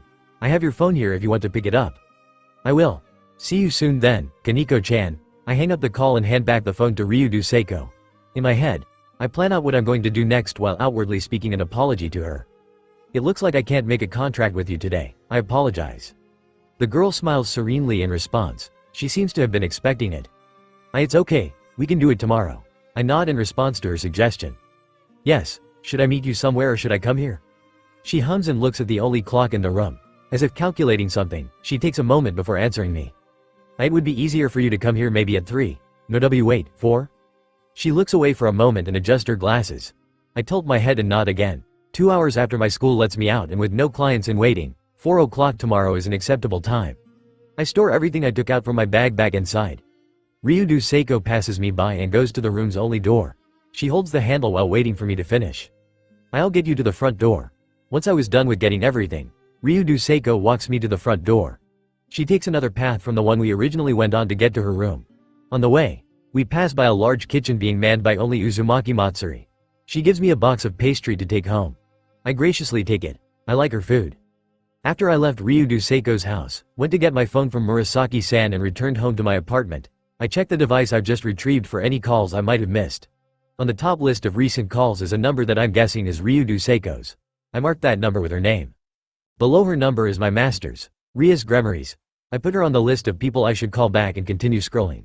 There was no other notable numbers that I should give a call back to, but I did add Ai's senpai's name onto the list of people I'll have to talk with. His prank call a few hours ago was not acceptable and left me very hungry. I scroll the list back up to my master's and press the call button. Ring click. Hello? Kaneko-chan? Is that you? It's me. Well then, I'm glad you've got your phone back. Be sure to keep your things in better care. Understood. Now then, I suppose you're calling back to see if you've missed any important news? Yes. I was just calling to make sure you're safe since you didn't return to the club room. I'm fine. That's good to hear. Well, if that's all, then have a good night, Kaneko-chan. News. Did something happen? New customer, troublesome. Is this person a troublesome person who you've accepted as a customer or a person who has a troublesome wish? The first. Well, I suppose if you're bringing it up, we shouldn't be talking over the phone. Come over so we can talk. I'll prepare some tea. You should probably sleep here as well, the story is going to be long. Thank you. Of course, Kaneko-chan. I get up to go pack a spare change of clothing, a toothbrush and stuff it into my book bag. When I come back to the living room, a crimson-red magic circle is waiting for me. I turn to the kitchen to grab the box of cake from Ryudo Seiko's house as an afterthought. Once I'm certain that I've got everything I need, I step into the lazily spinning circle and let it do its magic. A moment later, I find myself to be in the living room of Ai's senpai's house. I look around to see Ai's senpai watching a comedy television show with Isa-san in the living room. Akeno's senpai is pouring some tea for my master by the dining table. The two are discussing something, so I don't think they've noticed me. Ai's senpai, however, does. Yo, Kaneko-chan. What's up? Good evening, Kaneko-chan. Ai's senpai and Isa-san both greets me when I step out from the magic circle. Ai's senpai takes the remote control by his side and lowers the volume of the television. Hello Isa-san, Ai's senpai. I'm here to meet Ria's senpai. I bow to them as a return to their greetings before making my way to my master's side. Ai's senpai and Isa-san both share a look before they get off the couch to follow along. I guess they can tell that I'm slightly peeved at something. Ai's senpai cough. Ai's senpai seems to have heard that. He's looking confused. I glare at him at the corners of my eyes. Hello, Kaneko-chan. So you're here, take a seat. Once I enter the dining area, my master and Akeno-senpai both gives me a greeting as well. I take a seat facing my master. Akeno-senpai takes a seat by her side. Ai's senpai takes the other side and Isa-san sits by his. With everyone seated, my master stands up, clears her throat and speaks first. Earlier, Akeno and I received some concerning news from Sensei. It seems the Chaos Brigade is acting strangely once again on a global scale. Sensei didn't disclose anything else, but he warned us to be careful. He also said that there's a strange disturbance in the Tokyo area altogether, so he will be gone for a few days to check on that. I will repeat his warning and tell everyone here to be careful." A chorus of affirmative is raised from the table. My master nods approvingly to our response. She then turns her gaze to me and continues speaking. "Now, with that out of the way, it seems that Kaneko-chan's received another eccentric customer she'd like help with. Kaneko-chan?" My master takes her seat and gestures at me. I put down my snack while gulping away the last bite I took. Mentally, I gather everything I need to say about Ryudo Seiko that's troubling. Everyone around me is putting on an empathetic smile. It seems they've mistaken the kind of eccentric that I'm having trouble with this time. The new client is a girl named Ryudo Seiko. Oppai-loving high school boys Ramen, Naruto, Dirt, Matsuri, Kaneko and I sit in my cross-dressing self's room mulling. Well, I'm really the only one who's mulling. Dirt and Naruto are cooperating at the upcoming hit show. Matsuri is peacefully sipping away at a cup of tea and Kaneko is finishing the rest of the food I bought earlier. What the hell is with this scenario? Deciding to take charge of the non-existing conversation, I pick up a fork and tap it against the cup of tea sitting in front of me. It makes a clear dinging sound which gathers everyone's attention. What scenario? Naruto quizzically flicks a brow upwards as he turns to me. He puts down his pen and paper to reposition himself so that he could talk to the whole group. Dirt does the same by standing up and taking a seat on the bed. I mean this thing with the acting, the mansion and Matsuri-senpai? Why? I point a finger in Matsuri's direction to get everyone to notice how she's still in her maid uniform. I'm not exactly sure why she's still wearing it, but she seems pretty casual about its existence. Naruto and Dirt shrug their shoulders. Kaneko seems pretty out of it as she always does while she's enjoying a meal. Naruto-sama and Dirt-san both had trouble ad-libbing a story to correlate with your supposed background. Matsuri answers in the end. Both Naruto and Dirt did not meet my eye when I look at them. They pretty much confirmed Matsuri's statement without saying a word. I sigh. Well, this makes the backstory make a slight bit more sense. Dirt and Naruto are crappy liars. Okay, so you two suck at lying. Good to know. What about the acting thing in this mansion? Dirt perks up on this one and brings out a suitcase from under the bed. From the suitcase, he pulls out several pictures and blueprints which he spreads on the table we're all sitting at. Kaneko moves her plates over to make room while the rest of us just pick up our warm cup of tea. I'm glad you ask. Dirt happily says this with a bright and cheerful smile on his face. He finishes laying out the pictures and pull back to allow us to see the whole thing. Half of the pictures are plans and designs of a neighborhood. This one, in fact, if I'm reading it right. I remember some of the building designs here from when I first came a bit ago. The other half is the plans for a large hospital area the size of a neighborhood. Over here, we have the schematics for this neighborhood in this world. As you can see, it's an area filled to the brim with an overabundance of vitality. He points a finger towards the blueprints and pictures of the neighborhood. Like he says, the pictures paint a colorful image for us to see. There's trees, flowers, blue skies, flying birds and people walking about merrily livening up the neighborhood. Then there is our world's version of this exact area, an abandoned hospital area / still operating secret research facility. Looking closer at the hospital that Dirt announced is now an abandoned hospital, I realize that I've seen it before. It's the hospital that Dirt brought me and Kaneko to when we jumped into Naruto's memory with the something mind something machine. I guess that's why it's there. The place is also Dirt's secret base. Like with Naruto-san's ramen shop, it seems that something happened in this world for a different result than ours. Apparently, I never deemed this area important enough to buy and build upon, so another took my place. A guy named Mao Rushi Fair, according to what I've seen. Yet again, Dirt reminds us of how much his common sense is different from ours. Well, mine in particular. Naruto, Matsuri and Kaneko look pretty unfazed by the buying a neighborhood thing. Is there anything particular on this land that made you buy it in our world?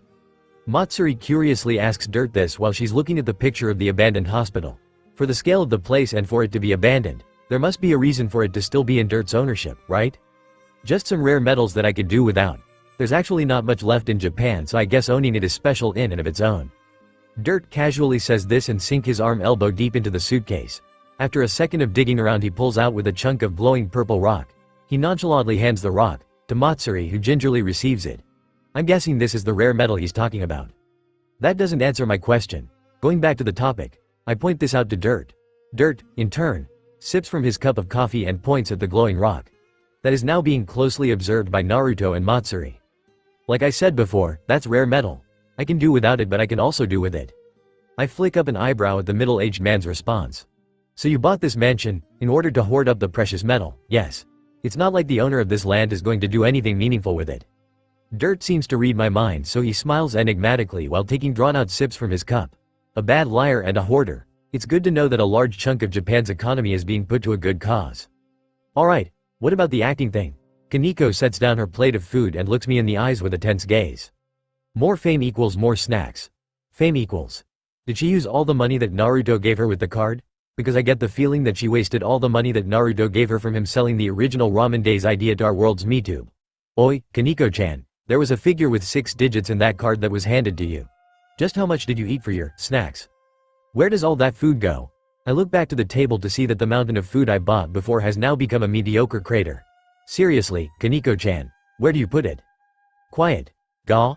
I get a glowing purple rock thrown at my face for asking that very meaningful question. Before impact, I saw Kaneko's face lightly blushing. Hey, if you're conscious of it, don't do it. I know for a fact that you're only eating so much for taste enjoyment. If it's for your growth, then I don't see it because I see nothing about you that's growing, not even your stomach. Kaneko-chan's questionable diet aside, Issei, have a look at this. Naruto hands me the script that he and Dirt were working on earlier and a slides over an open laptop. I take a look at the laptop first to see an open video file. I press play. Dun dun dun dun dun dun. In this world where humankind thrives as the dominant species within the land, there is a gap between the 3 types of humans. There are those who cook for themselves. There are those who cook for others. There are those who do neither. Within this world full of turmoil, only those who are self-sufficient are the ones who can be said to be successful in life. Yet, those who aren't will argue otherwise. In the end, who is right? Who is wrong? I dirty ramen, I'm obviously right. My instant ramen, with its convenience. I start to mess with the time and watch the majority of the video by skipping through. Once I get to the end, a 90 seconds music clip plays, finishing with the title screen, Ramen Days. If I remember correctly, this was the premiere episode for the show, Ramen Days, that aired after Naruto sold the idea. I quizzically look at Dirt and Naruto to see if I'm missing anything, but they just gesture towards the script. I take the stack of paper and skim through it. After 2 pages, I pause and go back to read from the beginning. Only more carefully. I then play the video again at on a certain time and read along using the script. It matched written word for video action word. Hey, why are you 2 rewriting the plot of Ramen Days for your script for Ramen Days? Because it's free, because I like the idea. Dirt was the first one to answer and Naruto was the second. Of course, I've already seen through their answers already, but I still felt the need to ask. It's a part of what I'd like to call my common sense to ask. Why? Because there's almost no repercussion in not doing this and because we're going to get a ton of money if it works. Yeah, I figured as much. They probably figured that I figured Ali sounded very well rehearsed. I look at Kaneko and Matsuri with a raised eyebrow. Kaneko was looking wistfully at her diminished plate of snacks. Matsuri is sipping her tea with an impassive smile. For money, for snacks and for Naruto's amusement, that's basically all that it takes for this group to ignore their common sense. I sigh. Yeah, sure. How are we doing this? I'm not any better though. I'm in this so that I can fund my growing porn collection. If anything, I'm the one who's probably the most deviant in the group. Dirt and Naruto smiled widely and welcomed me into their fold with open arms. My common sense seems to cry. I will be coming over now, is that okay? Yes. I am already at home. Please come over at any time, at your convenience, Kaneko-san. I will be there in 10 minutes, okay. Matsuri-senpai is preparing some snacks for you. Is there anything else that you would need for the contract making process? No, I only need my phone. Okay, be safe, Kaneko-san. I will. I stare at the screen of my phone for a stretched moment before I get up my seat in my class and walk out. I switch text recipient and message my master to let her know that I'm going to Ryodo Seiko's house. She knows what I'm doing already, but it's good to have a confirmation. As I near the school's entrance, I receive a text from Ai's-senpai asking if I wanted him to come with me. I honestly considered the offer and reply back that I didn't need the help right now. Since Ryodo Seiko is so much of an unknown existence, nothing could be concluded in yesterday's meeting. The best that everybody present could think up of was for me to wing it. I just had to treat Ryodo Seiko as just another customer and go from there. If anything strange or disturbing comes up and I notice, I should report to my master so that we can formulate a plan from there. Until then, the club is effectively taking a wait-and-see approach on the girl. Ai's-senpai replies by saying that he wishes me luck and that he'll come and help immediately if I call him. If I remember right, he's going on a training trip for the weekend. Today would have been the last I see of him for the next few days. I thank him for being considerate and ended our conversation there. After a few minutes of walking, I receive a similar text message from Kiba-kun. Like Ai's-senpai, he was offering me help for today even though he's crowded with customers of his own. I thank him but reject his kind offer. The same situations repeat itself with Gasper, and while I appreciate his offer, I can't see how a conversation between me, a meek, girly version of Ai's-senpai, and a cardboard box would work. Again, I reject the offer of help. Before I knew it, I was walking my way up to Ryodo Seiko's mansion. From the distance, I can see the silver hair of Ryodo Seiko's self-appointed maid, Uzumaki Matsuri. She was standing by the mansion gates with the entrance slightly gapped. Did Ryodo Seiko send her out to greet me? That feels a bit much, honestly. Hello, Kaneko-chan. I saw that you were coming and have come to greet you. Please come in. Seiko-sama is waiting in her room. When I walked up to the mansion, I was greeted by the soothing smile of Ryodo Seiko's beloved senior. She leads me through the gates, takes my bag at the entrance and guides me to the halls of the mansion to reach the familiar door of Ryodo Seiko's room. Ryodo Seiko's maid opens the door for me and I enter the room to see the prim and proper face my newest client. She was sitting on her knees with her back straight and her hair done in a bun. When I step into the room, she bows lowly to me while pushing her hands outward to the ground. Welcome, Kaneko-san. I thank you for your graciousness in visiting me today upon my request. After she says this, she slowly returns to her sitting position. The whole act took only a few seconds, but it was succinctly odd. The deep bow that she just did was polite and gracious. It was both delicate and firm. It was not a complex action, but it held both the manner and courtesy of a host. It is not at all something one would expect to see from a high school girl. If not for the nervous smile on her face and the way that her eyes are not so subtly glancing at the person behind me, I would not have understood what is happening. Since I noticed, I can see what's happening. Ryodo Seiko was putting on an act. Thanks for having me. To follow along, I give a slight standing bow and continue to walk into the room. As I take a seat on one of the cushions laid out for me, I see from my peripheral the sight of Uzumaki Matsuri giving Ryodo Seiko an encouraging thumbs up. She was mouthing something that seemed suspiciously like encouraging words. I keep my head still but move my eyes between the two as Uzumaki Matsuri leaves the room to get snacks for us. Once the silver-haired maid closes the door to the room, I give Ryodo Seiko a questioning look. Matsuri senpai suggested that I get some practice whenever I can. She catches the drift of my unasked question and answers with a slight blush. She stands up and shuffles to her bed. Under the pillow, she pulls out a sheaf of paper which she timidly hands to me. It had "Practices to become a better actor" written on the first page. Unexpected. I flip through a few pages and see a lot of handwritten notes and doodle pictures of a cartoonish girl doing various poses. Obviously, the stack of paper notes was written by Uzumaki Matsuri for the benefit of Ryodo Seiko, but what's with the doodle? On the third page, where Uzumaki Matsuri is noting the benefit of method acting, the doodle figure is drawn in various lecturing poses. However, on the 3 pages after that, the doodle is doing a well-drawn sequence of breakdances. Then, on the final few pages, the doodle is doing some lecturing poses again, but it has casts on its limbs. Rather than paying attention to the handwritten notes carefully written by the girl, I'm more concerned about her doodles. How unexpected. Why yes. Matsuri-senpai's notes are you unexpectedly critical. I was practicing roleplay earlier. I look up from the notes when I hear Ryodo Seiko peter off with her words. As she gets to roleplaying, her face becomes beet red and her eyes are shiftily looking away from me. It must be embarrassing to admit something like that. You're close. From what I saw yesterday, I had thought that Ryodo Seiko was the type to admire someone from a distance, while Uzumaki Matsuri was one to politely be friendly to her boss's daughter by offering her acting advice. From this new interaction, I can guess that this isn't the case. They're more than just polite acquaintances. Maybe mentor and disciple. No, that's not quite right. Senpai and junior is the best fit, I guess. Why yes. Though it's been a short time, Matsuri senpai has been really kind. She's very dependable. I can't help but be drawn in by her. I look closely at her lightly blushing face and see it overlap with Ai's senpai's dependable visage. These two people, Ryodo Seiko and Ai's senpai, are so very different, but some things about them are similar. I can't put a finger on it, but they are very alike. Pardon my intrusion, Seiko-sama, Kaneko-san, I have brought snacks. We were broken from out reverie by Uzumaki Seiko. After knocking on the door, she pushes in with a cart of snacks. From small plates of cake to cookies and fruits, the cart was stacked with goodies that made me gulp unconsciously. I get up from my seat to move out of her way and was led to the room's only bed by Ryodo Seiko. I quizzically give her a questioning look, which she answers simply by pointing a finger at Uzumaki Matsuri's direction. I watch the maid for a few seconds before understanding. Like a stage magician, Uzumaki Matsuri prepares a table and seats for the lavish snacks from out of nowhere. I blink in surprise and look to where she'd pulled the table out from. It was the cart. All I see is snacks, but the maid definitely made the motion to pull the table out from the cart. Please have a sip, Kaneko-san. Be careful, the tea is still hot. My eyes move back to Uzumaki Matsuri as she pulls a teapot away from a teacup. I blink. The teacup is in my hand. I'm holding a teacup. When did I get this teacup? I was standing next to Ryodo Seiko, but now I'm holding a teacup. I turn around to see the bed I was just standing by. It's over there and I'm over here. I'm at the table. Please try some cake, Kaneko-san. I'm sure it'll fit your taste. Again, the sound of Uzumaki Matsuri's voice lure my attention back to her and I see a plate of half-finished cake from my peripheral vision. I stare at the cake. Uzumaki Matsuri J slice of cake, but it's already half-finished. Where did MPHH. I chew down a mouthful of a delicious treat. My eyes widen and my brain explodes in joy as I process what I just ate. What is this?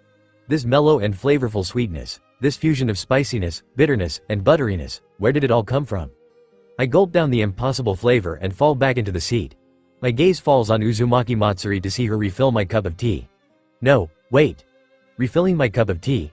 Why would the slight taste of bitterness? It was from the tea. I will go get some more fresh tea, please excuse me for a moment. As the silver hair maid leaves the room, I stare at where she stood in wonder. When did I sit down? When did I eat the cake? When did I drink the tea? The answer to all of this, logically, is just now. Uzumaki Matsuri prepared the seats for me and Ryodo Seiko. We sat down at her behest. She served us cake and tea. We ate and drank at her behest. My eyes moved to the clock. I see that 35 minutes have passed since I've come to this mansion. Where did the time go? Even accounting for the time it took to get to this room and the time passed during my conversation with Ryodo Seiko, 15 minutes shouldn't have passed. Time flies when you're enjoying yourself. I turn my attention to Ryodo Seiko as she talks out loud. The girl was sipping her cup of tea with a half-finished plate of cake in front of her. Matsuri Senpai is scarily good at serving people. Even now, I still fall for her momentum if I'm not careful.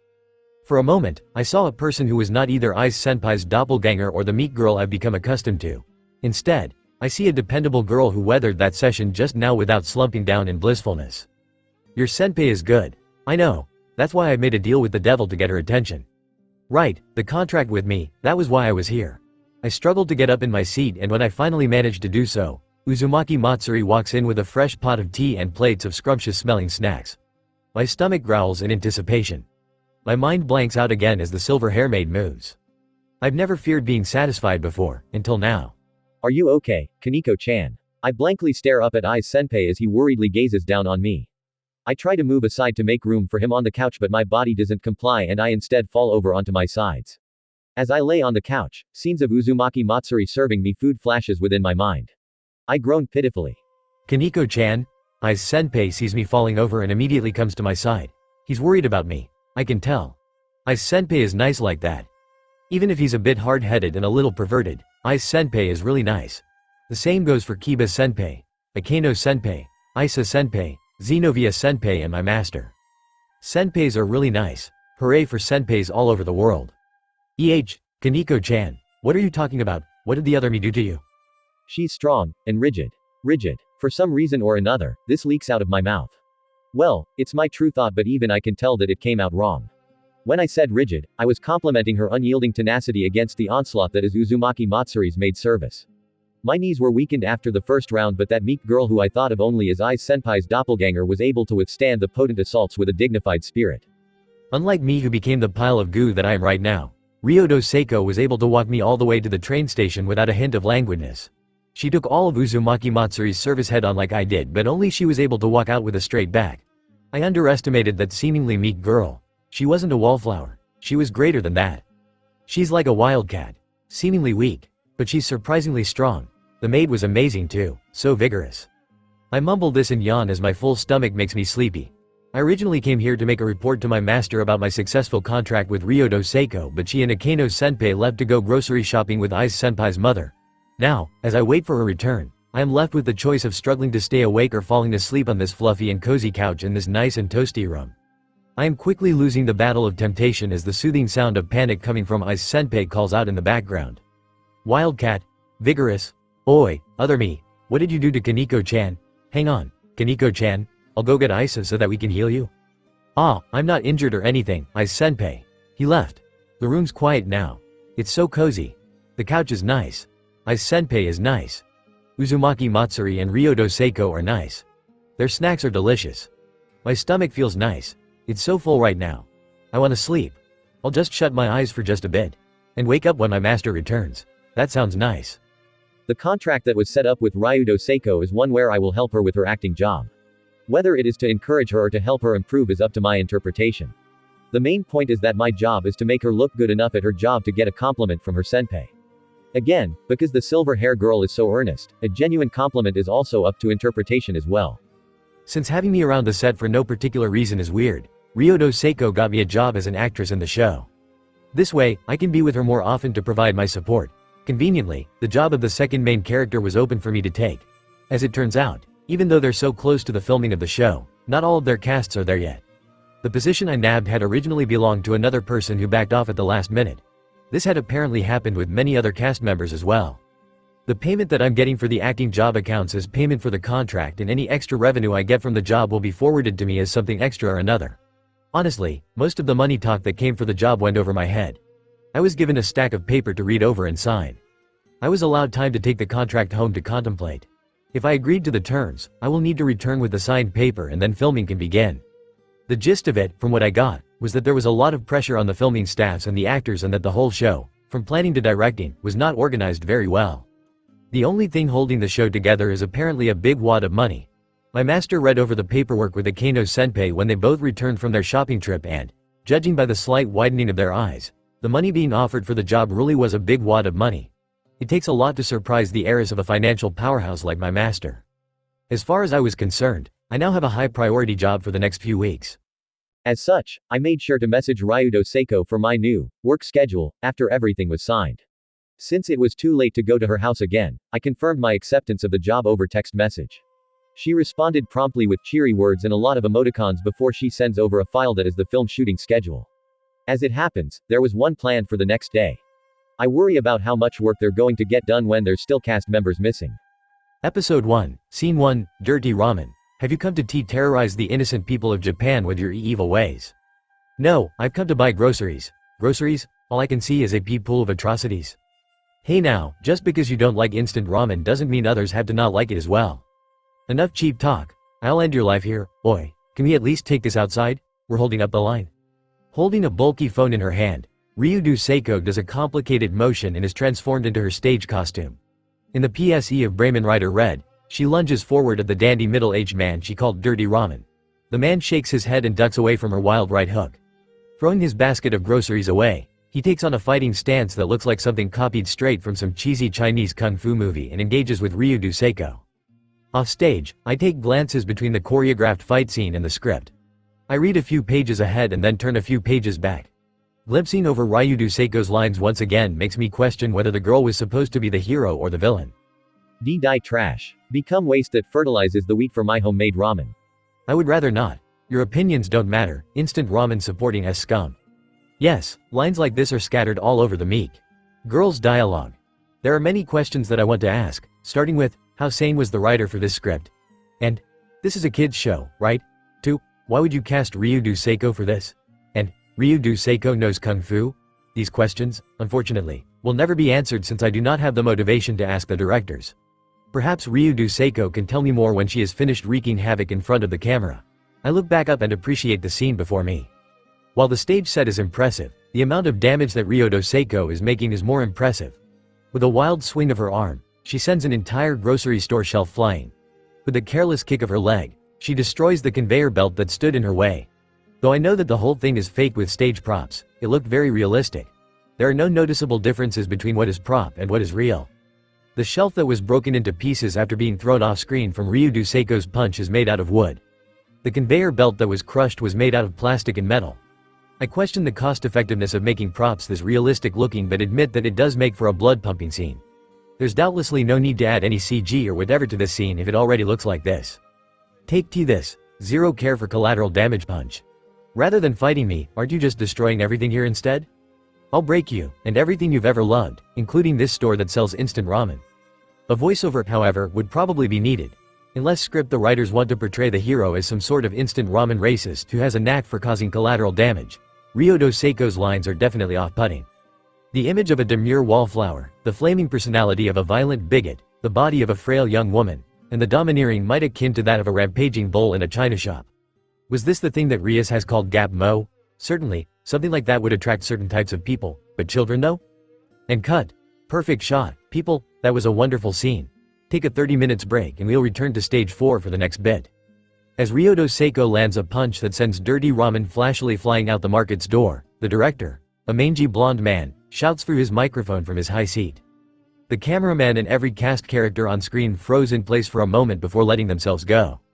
The extras, the customers, who were running in panic from Ryudo Seiko's widespread destruction, all began to move off stage. Some were chatting to each other, a few others were making preparations and started to look at their scripts. The middle-aged man who played Dirty Ramen walks out from behind the stage and beelines his way to the coffee machine. Ryudo Seiko went to talk to the director. With nothing better to do, I put down my script and head over to where Ryudo Seiko is. I see that they're getting into a heated conversation. The mangy director is rubbing the back of his head while he's holding the script. His face is scrunched up with contemplation.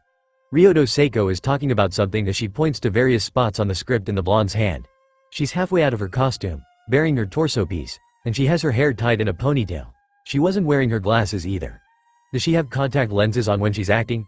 As I get closer, I begin to hear inklings of their conversation. Are these lines right? They feel off somehow. No, rather, every one of these lines is very wrong, aren't they? Don't worry. I wrote these lines after watching a bunch of popular American films. This kind of dialogue is what attracts the audience.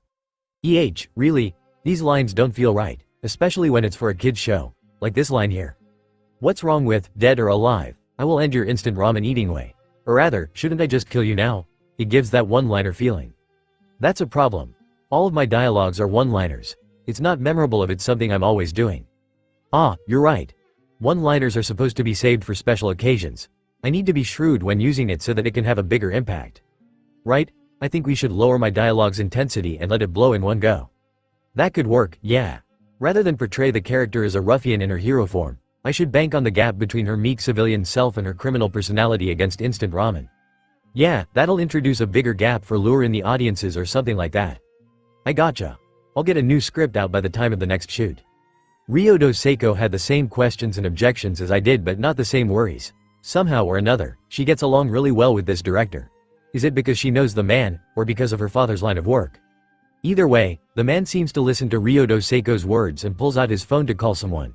He leaves the girl where she stands and walks off to one of the tents that was set up by the film staffs. This guy's script is ridiculous. I seriously hope he changes it. As I stop behind her, I hear Ryudo Seiko whisper this in a quiet voice. Her shoulders slump slightly from what I'm guessing is relief. At this distance, I catch a whiff of her odd scent again. The smell of sweat is dominant, obviously because of the impressive choreographed fight scene that she just did. But the scent of ramen and dragon still lingers around her. Neither of the two other scents makes sense to me and I felt that it was an odd thing to ask her about. Instead, I picked up on a more approachable topic. He seems nice. Ryudo Seiko's shoulders jolt up when I voiced myself and she turns around in a hurry. Kei Kaneko-chan? I raised my eyebrow at the way she said my name. Besides the obvious change from San to Chan, she also sounded surprised. No, it wasn't the emotion of surprise but it was similar. I can't point a finger on it. The girl fidgets at her costume and produces her glasses from one of the open spaces in the folds. She puts the glasses on in a hurry while squirming around. I noticed that she was avoiding eye contact with me. Bemusedly, I look at her as she looks around her. After a few seconds of confirming that nobody's in hearing distance, she slowly looks back at me. Why yes, Director Naruto is a very person. There was a nervous smile on her face. She's nervous about something. If I'd had to guess, it's about that comment that she just whispered aloud to herself. One is most honest when they're talking to themselves, after all, and certainly, that's not something you'd want your superior to know that you're saying. Well, I'm here to help Ryudo Seiko anyway so it's not like I'm going to tattle on her. Naruto, instead, I'll distract her. It's one thing to say that I didn't hear anything versus showing that I heard nothing of importance, or at least, acting like so. Ah, why yes. He's that blonde M-man who was here a moment ago. He's the one in charge of scripting and directing. I nod in understanding. So that guy is the head who wonder she's nervous. Good job. The last scene. I stuttered a lot, didn't I?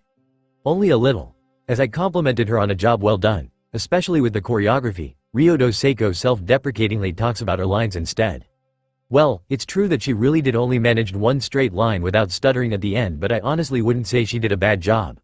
Rather, the one who did a bad job is that director with the head full of American action movies. I don't think anyone will be able to say all of those lines correctly without doubting their life choices. Thanks for reassuring me, Kaneko-san. I quirked my eyebrow again. So she changed it back to san again? Don't worry, I think I'm getting the hang of this. And next time, I won't stutter a single line. Ryudo Seiko puffs up her chest and loudly proclaims this. From across the yard, the man who played Dirty Instant Ramen yells back, "Do your best, Seiko-chan," which causes the girl to blush heavily. She rushes off to use the bathroom before the filming start for the next scene. I'm left on my own to wander about. I decide to go to the snack bar that was laid out for the filming personnel. Some of the dishes were apparently made by Uzumaki Matsuri. I can't wait to try them. Episode 1, Scene 2 Boom. Is that all you have, little girl? After I'm done with you, you'll be nothing but a panting mess, begging for my dirty instant ramen. Shut up old man, there are children around. Old, I'll have you choke on this old man's dirty instant ramen, girl? As the fight takes to the street from the market store, the new lines of dialogues from the rewritten script leaves me with more questions. There are many questions that I want to ask, starting with, how sane was the writer for this script? And, this is a kid's show, right? 2. Why would you cast that middle-aged man for this? And, how does that middle-aged man know so much kung fu? Somehow, I felt like nothing changed. I begin to reconsider the bounds of my contract as my first scene for the day draws ever closer. Without much time left, I put on the visor that is a part of my costume and run into the scene. An effect explosion blows up a lot of dust, allowing me to get into my place in front of an injured and kneeling Ryodo Seiko. As the dust is wafted away by a gust of wind, my costumed figure is shown in what I can only guess is a gallant display. Did you stop my attack? Who are you, Uzumaki Ramenyan? Uzu, no, it couldn't be. The Uzumaki Ramenyan of XXX Street on the corner of XXX, whose phone number is XXXXXX4X and is open for business at the convenient hours of 6 a.m. to 8 p.m. Yes, even you shall not stop me from my plans. As the middle-aged man jumps at me with a flurry of kung fu flips, punches and kicks, I internally add another few questions to my list of things I'd like to ask the director. Ranging from, why does this sound like a ramen store advertisement? To, why am I actually fighting this guy without having been prepared or even warned? There are many things I'd like to ask the director Naruto, who's maniacally smiling from his director's seat. Boom. Also, what's with these explosions smelling like ramen? I know that you love details and everything but scent as well. I have so many questions. And cut. End scene. Good work today, people, this is amazing. Calling for the end of the last shot of the day, the director boisterously cheers at the staffs and production crew. Everyone seems to be used to the mangy man's loud voice because they were all doing their own tasks. Nobody seems to listen as the blonde director yells a bunch of things that summarizes up to, good job today crew. I'll see you guys tomorrow. Why he has to be so loud about it is beyond me, but no one seems to be bothered by the volume. Good job today, Kei Kaneko-san.